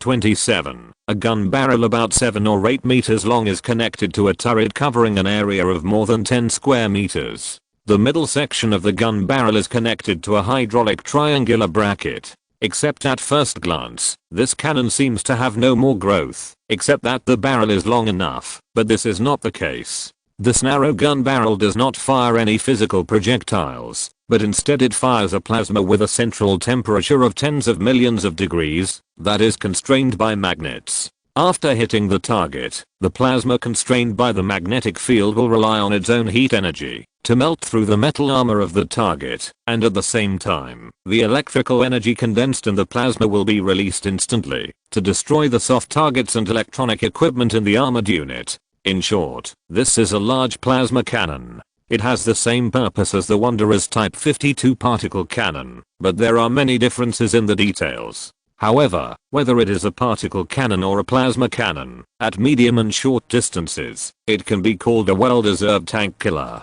Speaking of which, this large plasma cannon can be completed thanks to Linling's research on antimatter technology. The magnetic confinement device used to encapsulate antimatter can also be used to encapsulate plasma. Based on Lin Ling's research results, the researchers at Camp 27 made further derivatives and solved the problem of time delay after the magnetic confinement body was separated from the device. After solving this problem, the magnetic confinement body wrapped in high temperature plasma can be shot out as a projectile of a cannonball. After explaining the technical connotations to Jiang Chen, the researchers at Camp 27 immediately entered the weapon testing phase under Jiang Chen's order. Several staff members loaded the running tower onto a truck and shipped it to the shooting range. As the research project leader Zhao Rong arrived at the shooting range, Jiang Chen stood behind a bulletproof glass. Jiang Chen took a look at the turret in the shooting range, stretched out his hand, and knocked on the bulletproof glass, and asked Zhao Rong casually, "Why using colored glass? The projectile fired by the cannonball will be quite dazzling, and the use of ink-colored glass is mainly to protect your eyes." Zhao Rong explained to Jiang Chen with a smile. The weapon test begins. After receiving the order, an ACK soldier stepped forward, connected the wires behind the turret to the tablet terminal, and skillfully set the shooting parameters. On the other side of the shooting range, about 800 meters away from the turret, a 200mm thick A-shaped steel plate rose up. At Zhao Rong's order, the soldier standing 10 meters behind the turret immediately pressed the shooting button. With a flash of dazzling white light, the plasma cannon suddenly ejected the energy projectile bound by the magnetic field. Even in the daytime, the bright white plasma was still so dazzling that it was difficult to look directly at. The energy projectile came into contact with the steel, and there was almost no explosion of impact. Freed from the constraints of the magnetic field, the constrained high-temperature plasma rushed out from the narrow space like a horse running away, and melted through the nearly 200mm thick steel with almost no suspense. Behind the armor, dazzling blue arcs flashed, spreading like a spider web, and seeping into the ground in an instant. Standing behind the dark glass, Jiang Chen slightly widened his eyes after witnessing this amazing scene, and the expression on his face gradually changed from shock to excitement. Noticing the expression on the marshal's face, Zhao Rong raised the corners of his mouth with pride and said proudly, "In the atmosphere, this plasma projectile can maintain a stable state for a short time, so the maximum range of this plasma cannon tentatively named RK-1 is only 800 meters. But as you can see, the power is quite amazing for armored units. As long as it is hit, not to mention the Prowler, even the destroyer of the Pan-Asian Cooperation will be burned out. After approaching 800 meters and firing, as long as the car body is hit, the almost invulnerable Prowler can be turned into a pile of scrap metal. It may be a bit difficult to approach a distance of 800 meters on the plane, but in urban terrain, an engagement distance of 800 meters is almost the norm. Previously, Jiang Chen was skeptical about the statement that the technology will change the direction of the war, but when he saw with his own eyes that the RK-1 plasma cannon projectile melted through the 200mm steel armor without any suspense, he now firmly believed it. How much does it cost to produce this plasma cannon? Jiang Chen looked at Zhao Rong and asked. Under the same production scale, the production cost of this RK-1 is about 3 times that of the Type 50 electromagnetic cannon. Jiang Chen nodded. This cost is within the acceptable range of NAC. Generally speaking, the cost is positively correlated with the difficulty of production. He doesn't care about how much money and materials he spends, but if he wants the 2nd Division to equip this weapon in this war, he must complete the production work in the shortest time. Without any hesitation, Jiang Chen immediately found Wang Qing and ordered her to start organizing the production of RK-1 weapons. At present, the industrial level of the 6th district has begun to take shape. The more critical parts such as high-energy capacitors, electromagnetic generation devices, and particle acceleration tracks can be outsourced to private factories for production by placing orders. In order to carry this RK-1 plasma cannon, the engineers of Camp 27 also modified the body of the Jag Tiger II to a certain extent. While reducing the thickness of the armor and increasing the engine output power, the turret was redesigned. Due to the difficulty of accelerating particles, the barrel of the RK-1 is designed to be very long. If the original turret design is followed, the barrel will extend several meters beyond the body, and the center of gravity of the entire tank will be moved to the front. The engineers of Camp 27 boldly cancelled the turret design directly, or sank the entire turret into the car body, and designed it into a turretless tank destroyer. This design is obviously somewhat inconsistent with the historical trend, but it is the most suitable design for the current situation faced by the 2nd Division. Anyway, there is only one chance to fire, and if the first shot misses, there will basically be no chance to fire the second shot. Whether the opponent's particle cannon shoots at the front armor or the side armor, it is the same for tanks without energy shields, so it does not make much difference to it whether it has a turret or not. This retro-looking tank was named Longbowman I, and 120 units were planned to be produced. 20 units were expected to be sent to Wu City within 10 days, to replace the Jag Tiger II, which was completely useless against the Prowler. However, in the eyes of most people, this plan was undoubtedly a bit whimsical, such as the Zhao group, which contracted 70% of the production tasks of the plan. Although he coveted the profits from the order of hundreds of tanks, Jiang Chen knew that this was almost an impossible task. In this wasteland, not all problems can be solved with money. On the way out of the Fishbone Base Community Center, Jiang Chen followed Jiang Chen and complained to him about the difficulty of this, trying to persuade the ambitious marshal to reduce the number of orders. We don't have so many resources. If we want to complete all these orders, we need tens of thousands of tons of steel and aluminum, countless chromium, nickel, and other rare earth metals. Even if we buy out the entire market of the 6th district, we can't get it together. Squeak. Without any explanation, Jiang Chen pushed open the door of the Fishbone Base warehouse. The incandescent lamps on the ceiling lit up one after another, illuminating the entire warehouse space. The words that had not yet been finished were choked in his throat, and Jiang Chen stared blankly at the warehouse. Piles of ore were piled up into small hills in the warehouse, and the reflected light almost blinded his eyes. At this moment, he could no longer think about where these ores came from. He just wanted to pinch his arm to confirm whether he was dreaming. Turning around, Jiang Chen looked at Jiang Chen, who was confused and shrugged. You may need some trucks. Chapter 920, Offense and Defense Reversal. The war has lasted for half a month, and it is already mid-December. The Union District and NAC are in a stalemate on both sides of the Yangtze River in Wu City. As the snowfall in the sky gets heavier, if nothing unexpected happens, this stalemate may continue. If nothing unexpected happens, the snow piled up into small snow hills on the street. The soldiers of the Union District holding rifles sat in the station on the street and occasionally scanned the street with vigilant eyes. Next to him was a Prowler tank that had just completed resupply and an infantry squad responsible for protecting the tank. His name is Wen Qiang, and he is the captain of this infantry squad. Last time, a Prowler tank that was being resupplyed was blown up by the Hunter Corps with a tactical nuclear bomb. The patrol intensity of the Union District in the occupied area has obviously increased a lot. Snipers are ambushed in every corner of the city, and there are also infantry patrols on the ground. The mutants even brought out mutant hounds, searching the streets for living people other than the soldiers of the Union District. These deformed hounds and life signal detection devices are the two biggest enemies of optical invisibility, and they have caused a lot of trouble for the guerrilla operations of the Hunter Corps. To be honest, I hate working with those green-skinned idiots. A bearded soldier carrying a rifle walked to Wen Qiang's side, took out a cigarette from his pocket and lit it, looking at the mutant patrol who happened to pass by this section of the road. I always feel that they look at me as if they are looking at food. You'd better keep your voice down. I heard that they have good hearing. Wen Qiang grinned, took the cigarette handed by his comrade, took out a lighter, and lit it for himself. But I agree with you. But who cares? As long as they can help me chew the hard bone of NAC. At this moment, a gunshot was heard in the distance.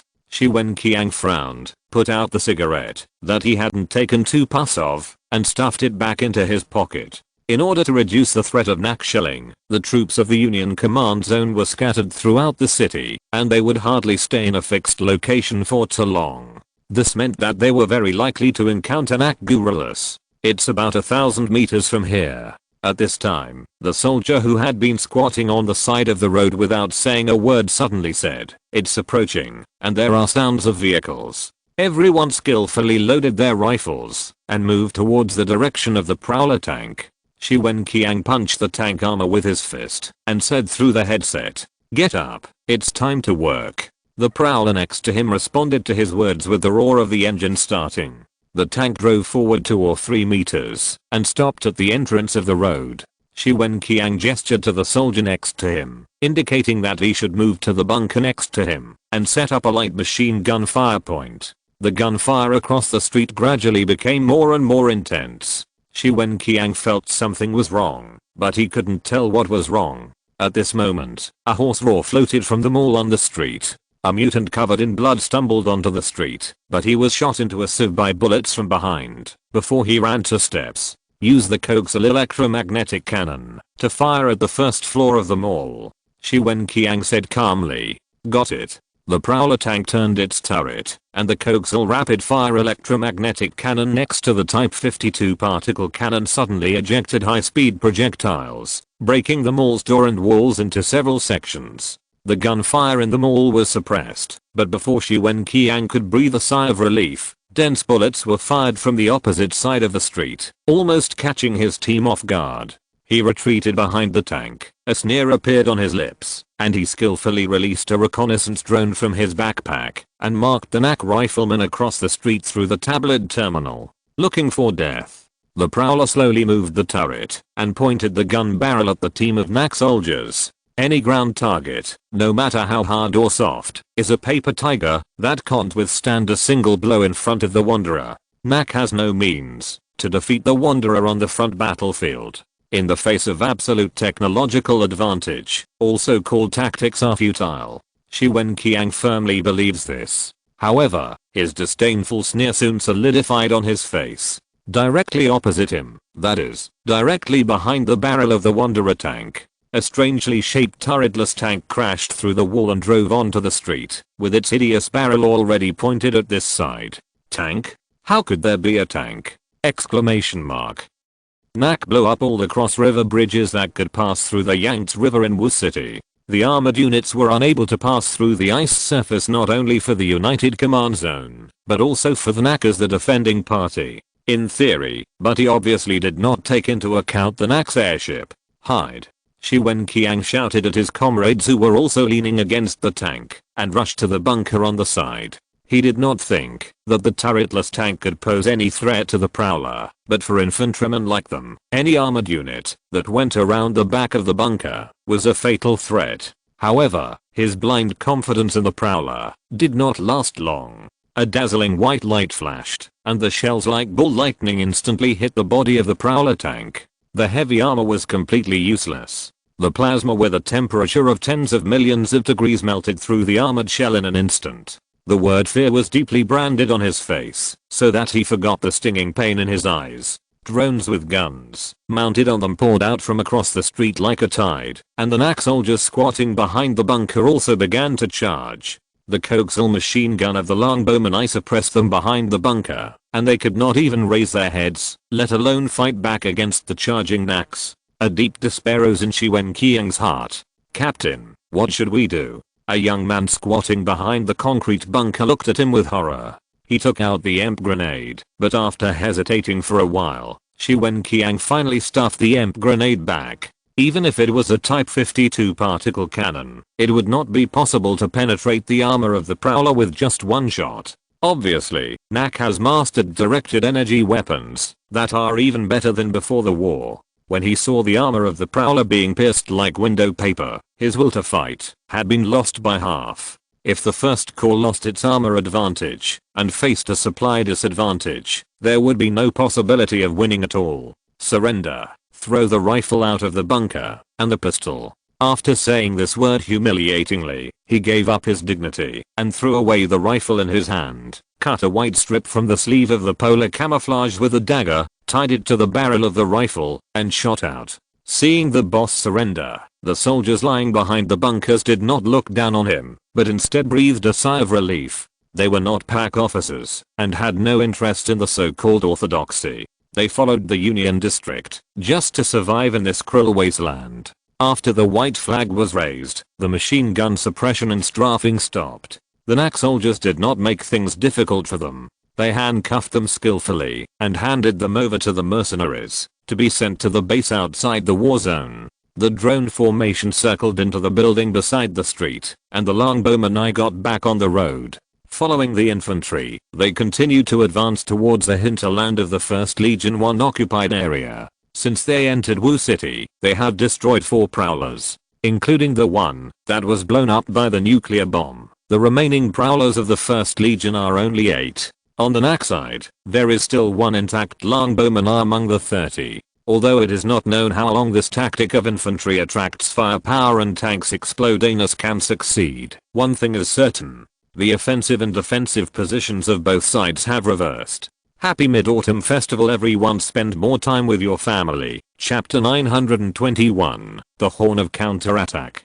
In less than half a month, 30 tanks were produced, and a military factory in the 6th district had already exceeded the task. Jiang Chen provided all the, or acquired for production to the military factories in the 6th district, including the Zaya group, at market prices. The production line was running to the limit. With the industrial grade 3D printer, the production capacity of the 6th district did not disappoint Jiang Chen's expectations, interpreting the term explosion to the extreme, and completing the production task at an incredible speed. After the longbowman I was equipped, Han Junhe immediately changed the current tactics, and deployed all the longbowmen I behind the 1st Legion of the United District with the Order airship. With the cooperation of the Hunter Corps, it stabbed into the abdomen of the 1st Legion like a sharp knife. It has to be said that this tactic is like a gamble. As a new type of weapon, the longbowman I has not been tested in actual combat. Moreover, deploying a large number of armored units behind enemy lines is itself a very risky option.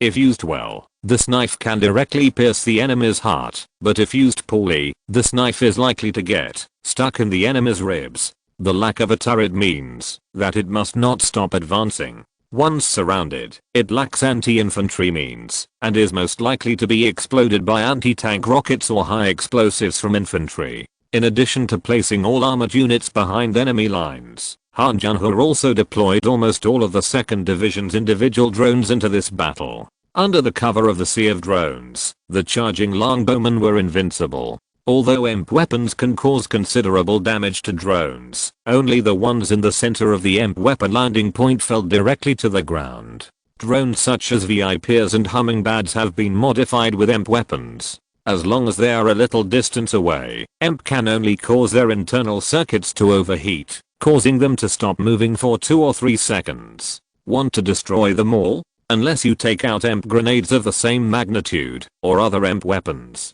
However, for the 1st Army of the Union region, which is short of supplies, this is almost impossible. Boom. A particle cannon pierced through the NAC drone group, and dozens of drones were melted into iron slag, and fell to the ground. While recharging the particle cannon, the Prowler tank reversed, and tried to retreat into the building behind it. However, just as it broke through the concrete wall behind it, a mass bomb from the side smashed the concrete wall that served as a shelter next to it. The mass bomb was deflected by the armor without suspense. The Prowler moved the turret and was about to point the particle cannon at the nearby Jag Tiger II. However, at this moment, a dazzling white light melted through its armor, and the instantaneous electric current electrocuted all the tank members into charcoal. The soldiers of the Union District fighting around the Prowler tank looked at the scrapped Prowler in horror. In their battle plan, there was no mention of what to do after the Prowler tank was destroyed. The NAC made the decision for them. The drone swarms poured in from both sides of the street. The soft targets without armor cover were like salted fish on a chopping board, and could only be slaughtered. With the shout of victory, the NAC soldiers left the bunker, and charged towards the Union District position with rifles. The longbowman I pushed down the concrete wall in front of it, and destroyed the Wanderer, showing its prowess in front of the soldiers of the Union District. Run. I don't know who shouted this, or maybe it was just the instinct of fear of death. The soldiers of the Union District began to retreat, leaving the bunker in a panic, and retreating to the rear positions. Machine gun bullets raged in the cold wind and snow, and countless people fell in a pool of frozen blood, and were run over by steel tracks. This surprise force that appeared in the rear of the Union District passed through the hinterland of the Union District with an unexpected offensive. At the same time, at the Yangtze River Bridge, which was broken into several sections more than 10 kilometers away, Hu Cheng's defense line received an order to counterattack the front line on the opposite bank in 10 minutes. At first he thought there was a problem with the order, but 7 minutes later, dense shells fell from the sky and landed on the positions of the Union District on the other side of the Yangtze River. After 3 minutes of shelling, the temporary fortifications on the opposite side had been bombarded to pieces, and the horn of counterattack sounded. The charge began. Although he was unwilling, the command from the headquarters was absolute. Hu Cheng gritted his teeth, grabbed the rifle from his side, climbed out of the bunker of the third echelon where he was, and roared to dispel all the fear in his chest, and rushed to the opposite line of defense. Charge. The light armored vehicles drove out of the trenches of the first echelon and rushed to the opposite side first. Machine gun bullets shot through the smoke screen of the explosion from time to time, but under the continuous fire suppression of the artillery, this symbolic firing no longer posed any threat to the charging team. The Union District, which had been on the offensive, was caught off guard by the sudden counterattack of the NAC.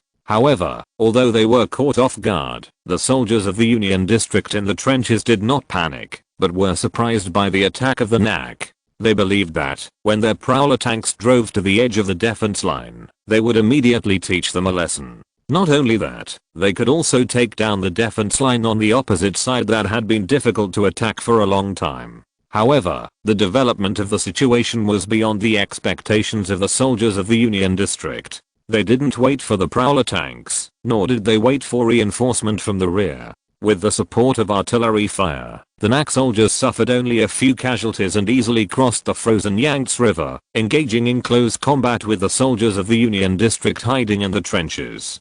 Fuck my ears. The sound of artillery in the distance stopped, and Hu Cheng injured the stinging of his eardrums, holding his rifle, and jumped into the opposite trench cursing. Roar. A low and short roar sounded, and a mutant hound with a broken leg, caused by an artillery shell, pounced on him. Without the slightest panic, Hu Cheng used his rifle to block its sharp teeth, took out the dagger from his waist, and raised his hand to cut its abdomen in two. The bullet flew past his scalp, and he immediately rushed to the bunker beside him with his hair standing on end, and fired back at the soldier from the Union District holding a rifle with his rifle in his hand.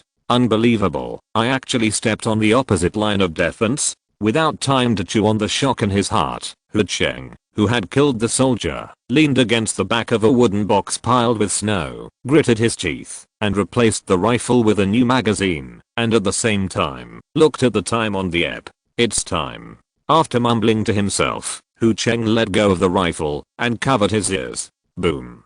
The second round of artillery fire arrived as expected, crossing the first echelon of trenches, and covering the second echelon of the Union District's defense line, replicating the previous bombardment on the first line of defense. All the soldiers from the Union District who retreated from the first line of defense were engulfed in the flames of the explosion. The soldiers hiding in the second line of defense could only huddle in the corner of the bunker and shiver under the deafening artillery fire. After the bombardment, Hu Cheng shook off the broken snow and dirt on his body, grabbed the rifle beside him, and slowly climbed out of the bunker. The black smoke from the explosion was winding on the battlefield, and the sporadic flames could not be completely extinguished even by heavy snow. Looking across, there were no intact fortifications to be seen. The charge continued, and even the arrogant roar of the mutants was tinged with a hint of fear. There was no technology in the war, but Hu Cheng, who had never seen the figure of the prowler from beginning to end, knew it very well. They had already won this war. Chapter 922 Armored Spearheads and Drone Clusters. Staring at the tattered defense line on the holographic map, the Legion commander Fang Yuanhang's eyes widened, and his face was no longer as calm as before. His lips moved up and down, and his clenched fists trembled with fear. He let precious time pass without being able to issue a single order. When he heard that more than half of the prowler tanks were damaged, and NAC used an unknown energy weapon, he knew clearly that he had lost the war. The adjutant standing next to him spoke with difficulty, squeezing out the confusion that he couldn't understand from his throat. How did they transport the tanks behind us? Fang Yuanhang didn't answer, but just stared at the red dot on the holographic map in silence. The sound of gunfire outside the building gradually became clearer, and the war was approaching the command center. How many tanks do we have left? Only 2. 2. Fang Yuanhang's body shook. Before leaving, he swore to Wei Bian, the commander of the Union District, that he would not only lead the First Corps to win the war, but also do his best to bring back all these precious tanks intact. However, now, his adjutant told him that they only had 2 prowlers left. Find me the leader of the Steel Helmet tribe. Not only Han Cheng, but I will reward them with the entire Suzhou and Hangzhou province. Fang Yuanhang adjusted his hat, hesitated for a moment, and finally took it off, and left it on the table. The adjutant was stunned for a moment, not understanding his boss's meaning for a while, and asked subconsciously, "Then what?" "Then." Fang Yuanhang raised his eyebrows, and looked at the adjutant, "Then let them cover our retreat." The First Corps of the Union District retreated quite decisively, just as they had when they came. Since they knew that winning had become impossible, preserving their strength was the best choice. NAC's unexpected tactics achieved great results in the early stage, but as the front line deepened, the Union District soon realized the danger of NAC's turretless tanks. In addition, it was not just the NAC that had drones. The First Army was also equipped with a large number of individual drones, including attack drones such as the VIP. However, in order to reduce the efficiency of the NAC's artillery fire, their forces were dispersed. The Hunter Corps and tank formations that cut in from the north joined the infantry of the 2nd Division that crossed the Yangtze River near the railway station and advanced towards the headquarters of the Union District. In the final decisive battle, the NAC deployed a total of 30 longbowmen I-20 Jagdtiger 2nd, 100 infantry vehicles, and nearly 10,000 infantry. However, after the reunion, the main force of the NAC did not continue to encounter the people of the Union District, but ran into the extremely excited mutant troops. Obviously, at the last moment, the Union District sold out their teammates who were not very smart. Until the last mutant warrior fell, they still firmly believed that Hangcheng and Suzhou and Hangzhou province were in the hands of the Steel Helmet tribe. The First Army retreated very quickly. The 2nd Division only gave a symbolic pursuit. After it was determined that it could not catch up, it withdrew to the Wu City area and concentrated on dealing with the mutant soldiers hiding in the corners of the streets and preparing to fight the NAC to the end.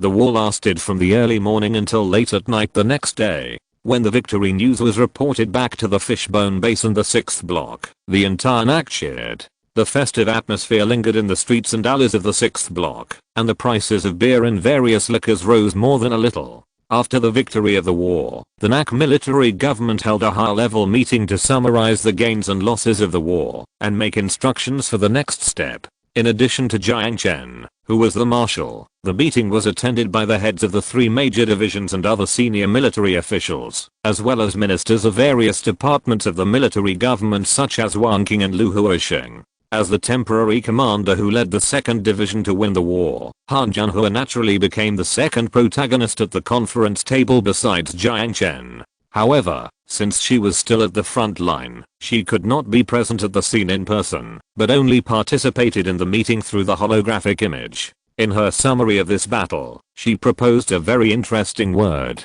armored spearhead and drone cluster. Jiang Chen pondered this unfamiliar word and looked at her with interest. "Can you explain it in detail?" Han Junhua nodded, stretched out his hand to open the holographic screen, and used a simple line drawing to vividly express the tactical connotation of this word. The so-called armored spearhead and drone cluster is to use the strongest side of the armored unit to form an attack spearhead to pierce the enemy's defense line. In conjunction with the drone group, the soft targets that the armored unit cannot take care of are cleared. The carrying capacity of the armor itself can be used as a carrier for large drone terminals. At the same time, the mobility of the drone also allows the armored unit to maximize its advancement speed. After listening to Han Junhua's retelling, Jiang Chen has realized the superiority of this tactic. With the cooperation of drones, tanks equipped with heavy firepower are like lancers who come and go without a trace, constantly piercing the enemy's defenses in mobile warfare, and moving to the next combat position before the enemy infantry can form an encirclement.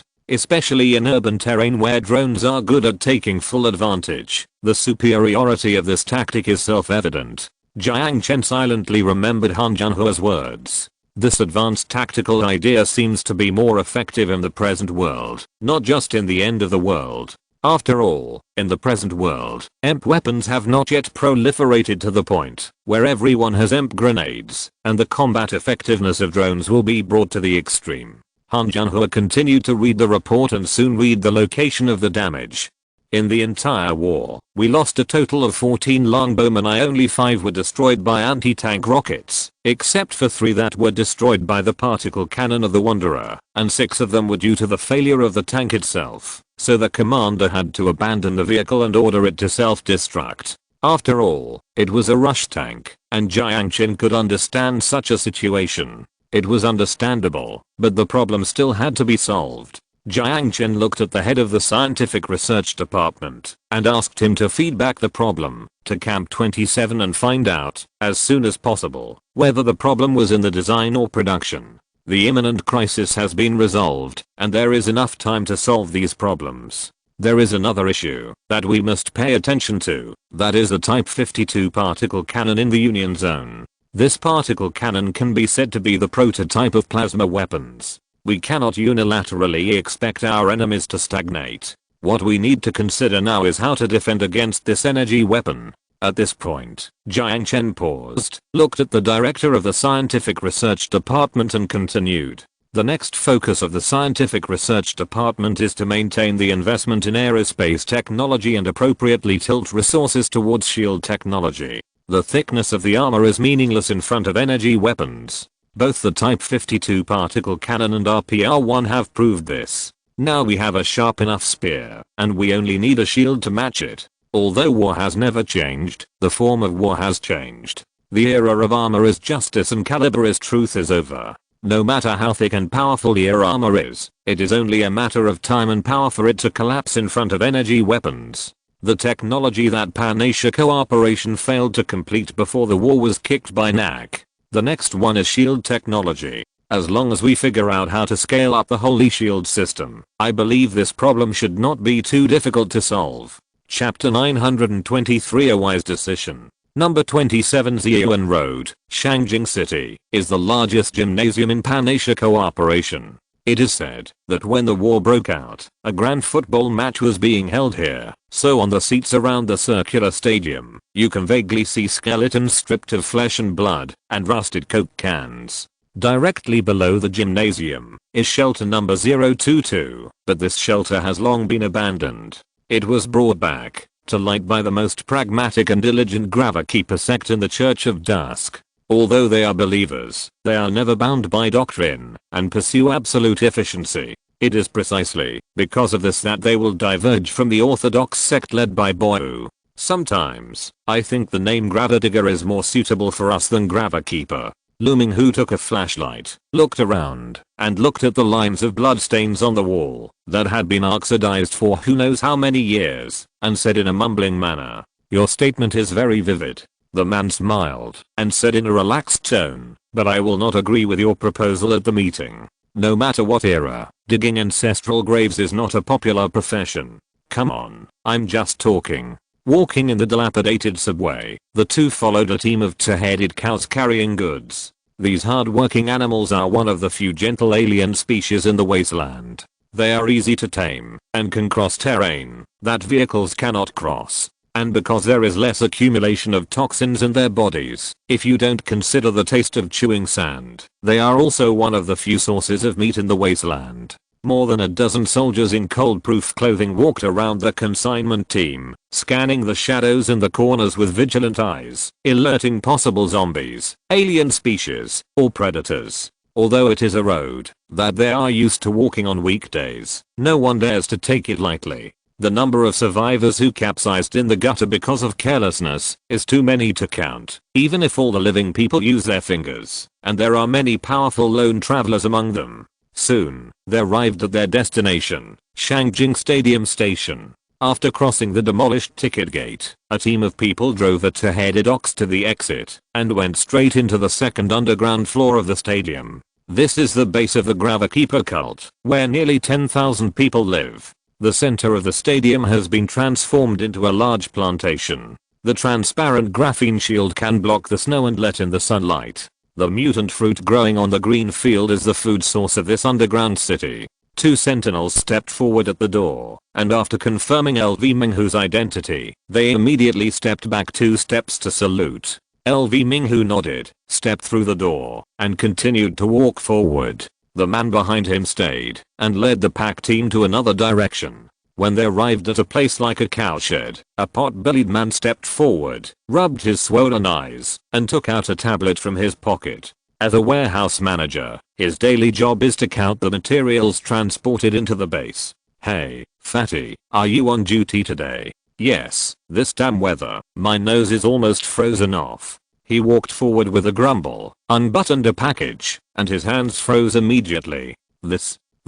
The man named Fatty was shocked, and his small eyes, which had been narrowed into 2 slits, widened like 2 green beans. "A whole container of cocoa beans. I don't know exactly how many tons. It's amazing, isn't it? Until a few days ago, I thought this thing had disappeared from the earth." The man lit a cheap cigarette for himself, and patted the bulging package on the back of the 2-headed cow.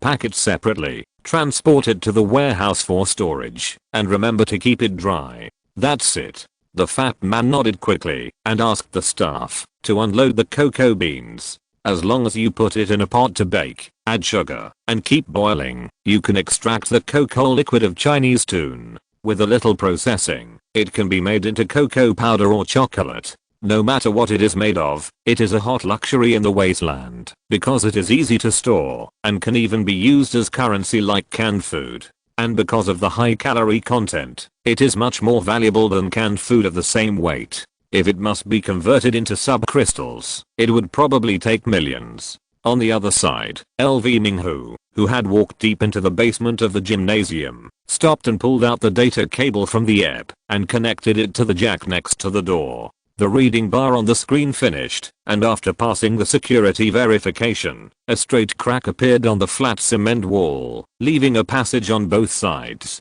Putting away the app, he took a step and walked into the passage. As he walked forward, the cold lights in the corners of the corridor lit up one after another, dispelling the darkness in the corridor. He stopped in front of the door at the end of the corridor, paused for a moment, took a deep breath, and reached out to push the door open. Inside the door, it was suddenly clear. The circular conference room was like the religious court in ancient Rome. About 50 or so high-ranking members of the Church of Dusk sat on both sides of the conference room.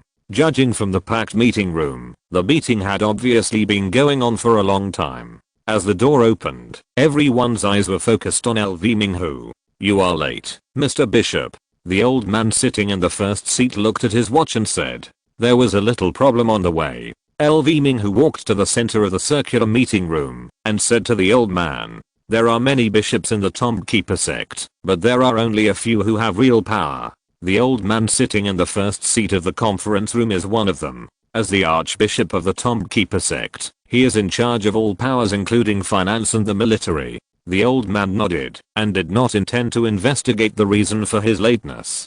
His dry lips slowly opened. "Begin the report." LV Minghu nodded slightly and began to report. "Mac did not become hostile to us, who had already severed ties with the Orthodox sect led by Boyu, because of their hostile relationship with them. The covenant was reached quite smoothly, and Jiang Chen himself liked the gift we presented. If the Holy Shield system is repaired, he promised to provide us with a habitat in Wanghai City." People in the conference room were whispering to each other, and the people sitting at the conference table breathed a sigh of relief. The old man sitting at the head also nodded in approval. He was obviously quite satisfied with the good news brought back by the bishop. Seeing that it was about time, Lu Minghu adjusted his tone and continued to speak. "As a return gift, they gave us a container of cocoa beans." The discussion in the conference room stopped abruptly, and everyone's expression froze, including the old man sitting in the first seat. It was not because of embarrassment or anger,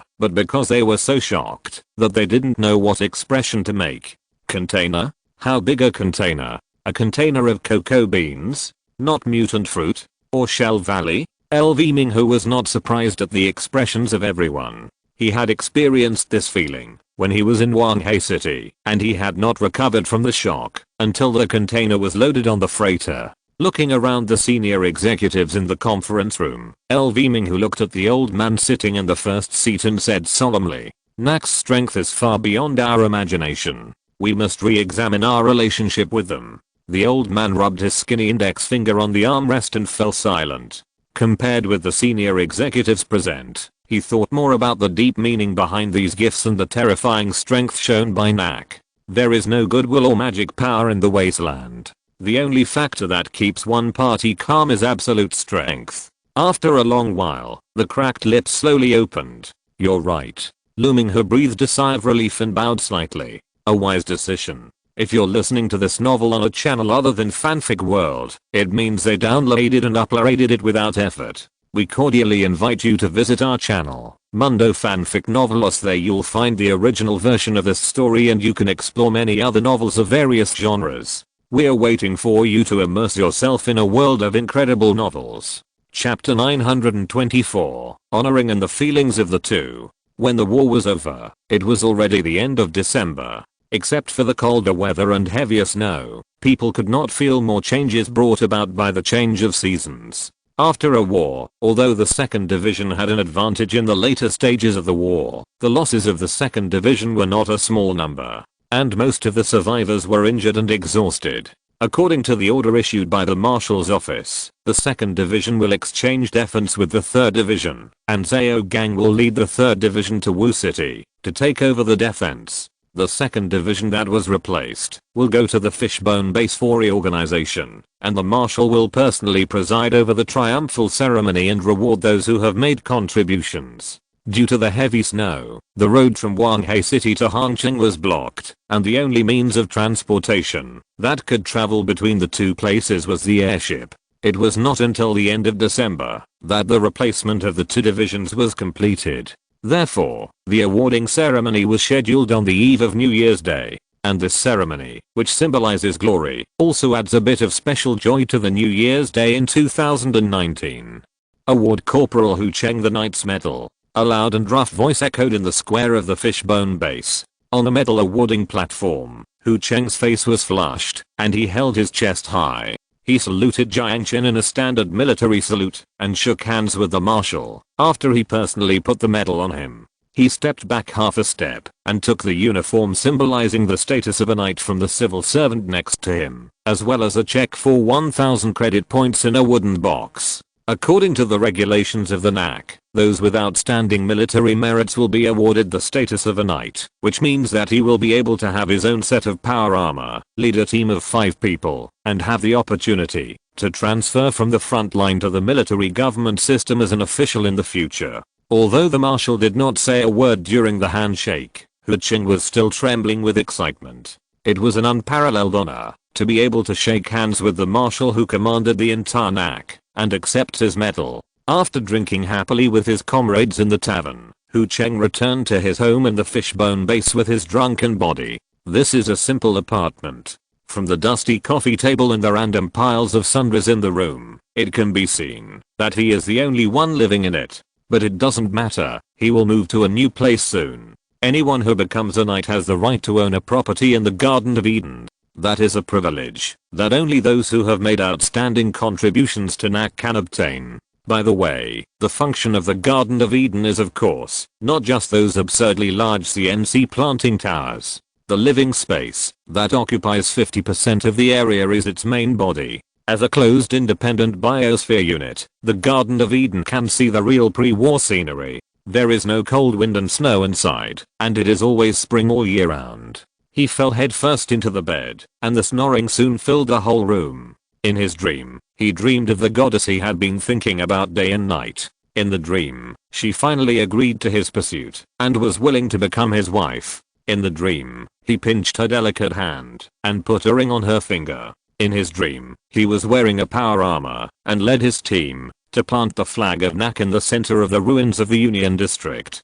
He turned over, drool dripping from the corners of his grinning mouth. No matter how unhappy his life was in the past, starting tomorrow, his life will be completely different. After the awarding ceremony, Jiang Chen returned to the villa with his tired body, threw his winter clothes on the hanger, and sat down on the sofa. He did a standard Jiao style slump and didn't want to move after sinking into the sofa. Although he didn't have to say a word, he kept a majestic expression for a whole afternoon, shook hands with more than 1,000 people, and canonized nearly 100 knights. In short, it was a very hard thing. But there was no way. The rules were set by him. Even if it was for the loyalty of those soldiers and to live up to their expectations, he had to stand there and carry out the training ceremony to the end. So thirsty. Just as Jiang Chen was struggling whether to go to the refrigerator to get a bottle of juice and continue lying down, Yao came over in a light skirt with water. Yao carefully fed him the water after she put the cup to Jiang Chen's lips. Although he still had the strength to drink the water, seeing Yao's considerate look, Jiang Chen, who was suffering from laziness, suddenly didn't want to move and enjoyed the service of the little Lalita contentedly. Seeing the tired look of her beloved big brother, Yao pouted with some heartache, raised her hand, gently wiped the corner of Jiang Chen's mouth with her sleeve, and whispered, "Well, you've worked hard." "It's hard work." Jiang Chen smiled and rubbed Yao's fluffy hair, "but thanks to Yao, I'm much better now."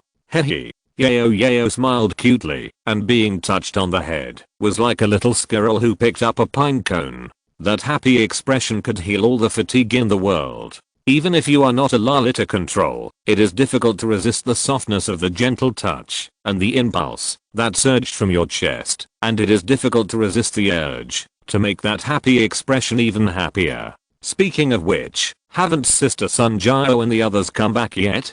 Sun Jiao and Xiao Ro, they are still preparing for the New Year's Day celebration tonight. At this point, Jiang Chen couldn't help but have a headache again. Although it is true that there will be many good shows and delicious food at the celebration, this means that he can't think of going to bed until the early morning. Seeing Jiang Chen's headache, Yao buried his little head inside with a slightly lonely expression on his face and said softly with his little mouth opening and closing, "I'm sorry." Yao is less and less helpful. Big brother must think that Yao is, useless. Jiang Chen was stunned for a moment, then laughed. How could it be? Well, but Yao's computer skills haven't been used for a long time.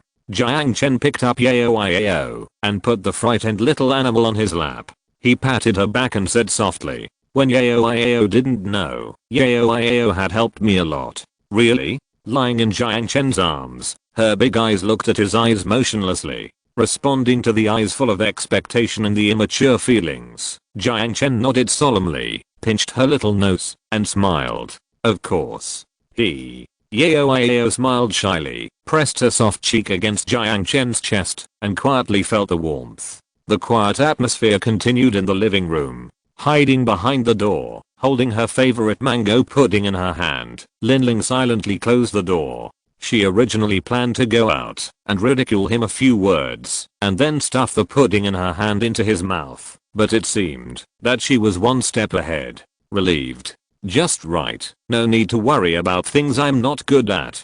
The girl comforted herself. Even if she used the strongest and fastest quantum supercomputing chip, she could not understand the inexplicable irritability in her chest. Leaning against the wall by the door, Linling slowly slid down to sit on the ground, hugging her legs and resting her chin on her knees. A trace of worry appeared in her heterochromatic eyes. Her little mouth repeated something silently, and Linling buried her forehead in her knees. This idiot. Chapter 925 New Year's Eve and Farewell. The New Year's Day celebration was quite lively. Eden 2nd is almost completed. The crops produced by the two Eden CNC planting towers, combined with nutritional mixtures, are enough to meet the food needs of hundreds of thousands of people. The daily necessities are becoming more abundant, and the happiness index of the survivors is rising. These can be directly reflected in the scale of the festival celebration.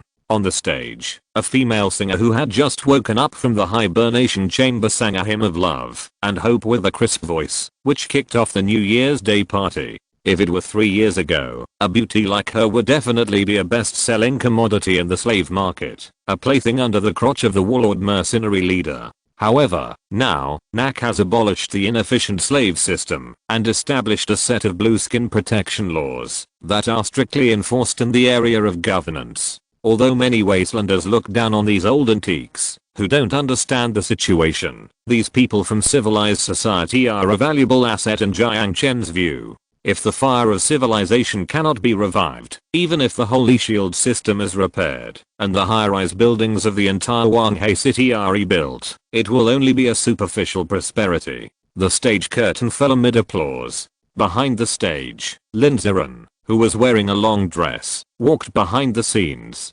Seeing Jiang Chen, who was dressed in a suit, she smiled slightly and walked towards him. A very beautiful song, Miss Lin. Noticing Lin Ziren approaching, Jiang Chen put the speech manuscript aside and said with a smile, "Thank you for the compliment, Mr. Marshall." The singer, who was called Miss Lin, smiled and stretched out her delicate hand to shake Jiang Chen's hand. Her fingers inadvertently brushed across his wrist. "After the celebration, can I buy you a drink?" Looking at the light flashing in her eyes, Jiang Chen was very keen to see the hint from her bright red lips. Shaking his head slightly, he politely declined the invitation of the beautiful woman. "Let's talk about it later." He was so tired, now that he had no thoughts about that. What's more, now, his desire for that aspect did not seem to be as explicit as before. Lin Ziren's eyes flickered with disappointment, but of course she couldn't say anything about it given her status. She still kept a bright smile on her face, and after chatting with Jiang Chen for a few words, she walked out of the preparation room. Not long after, Wan Qing and Sun Jiao opened the door and walked in. They looked up and down at Jiang Chen, who was ready, and nodded at the same time. Wan Qing said concisely, "It's perfect." Sun Jiao smiled and said, "You've become more handsome." Jiang Chen, who didn't know how to answer, scratched his cheek, cleared his throat, and stuffed the speech on the table into his sleeve. Then, "It's my turn." "Yeah. Good luck." Sun Jiao smiled and jumped to Jiang Chen's hand, patted him on the back. "Don't mess it up at the beginning. Am I that unreliable?" Jiang Chen glared at her fiercely, ignoring her innocent look, took a deep breath, suppressed the blood boiling in his chest, and walked out of the preparation room. Beer, barbecue, and good shows. During the New Year's Day celebration, the non-military facilities of the Fishbone base will be open to the public. Not only soldiers returning from the front line are active in the square, but also small vendors from the 6th block, survivors, and lone travelers with MAC citizenship. Everyone can enjoy the celebration equally without having to pay for food.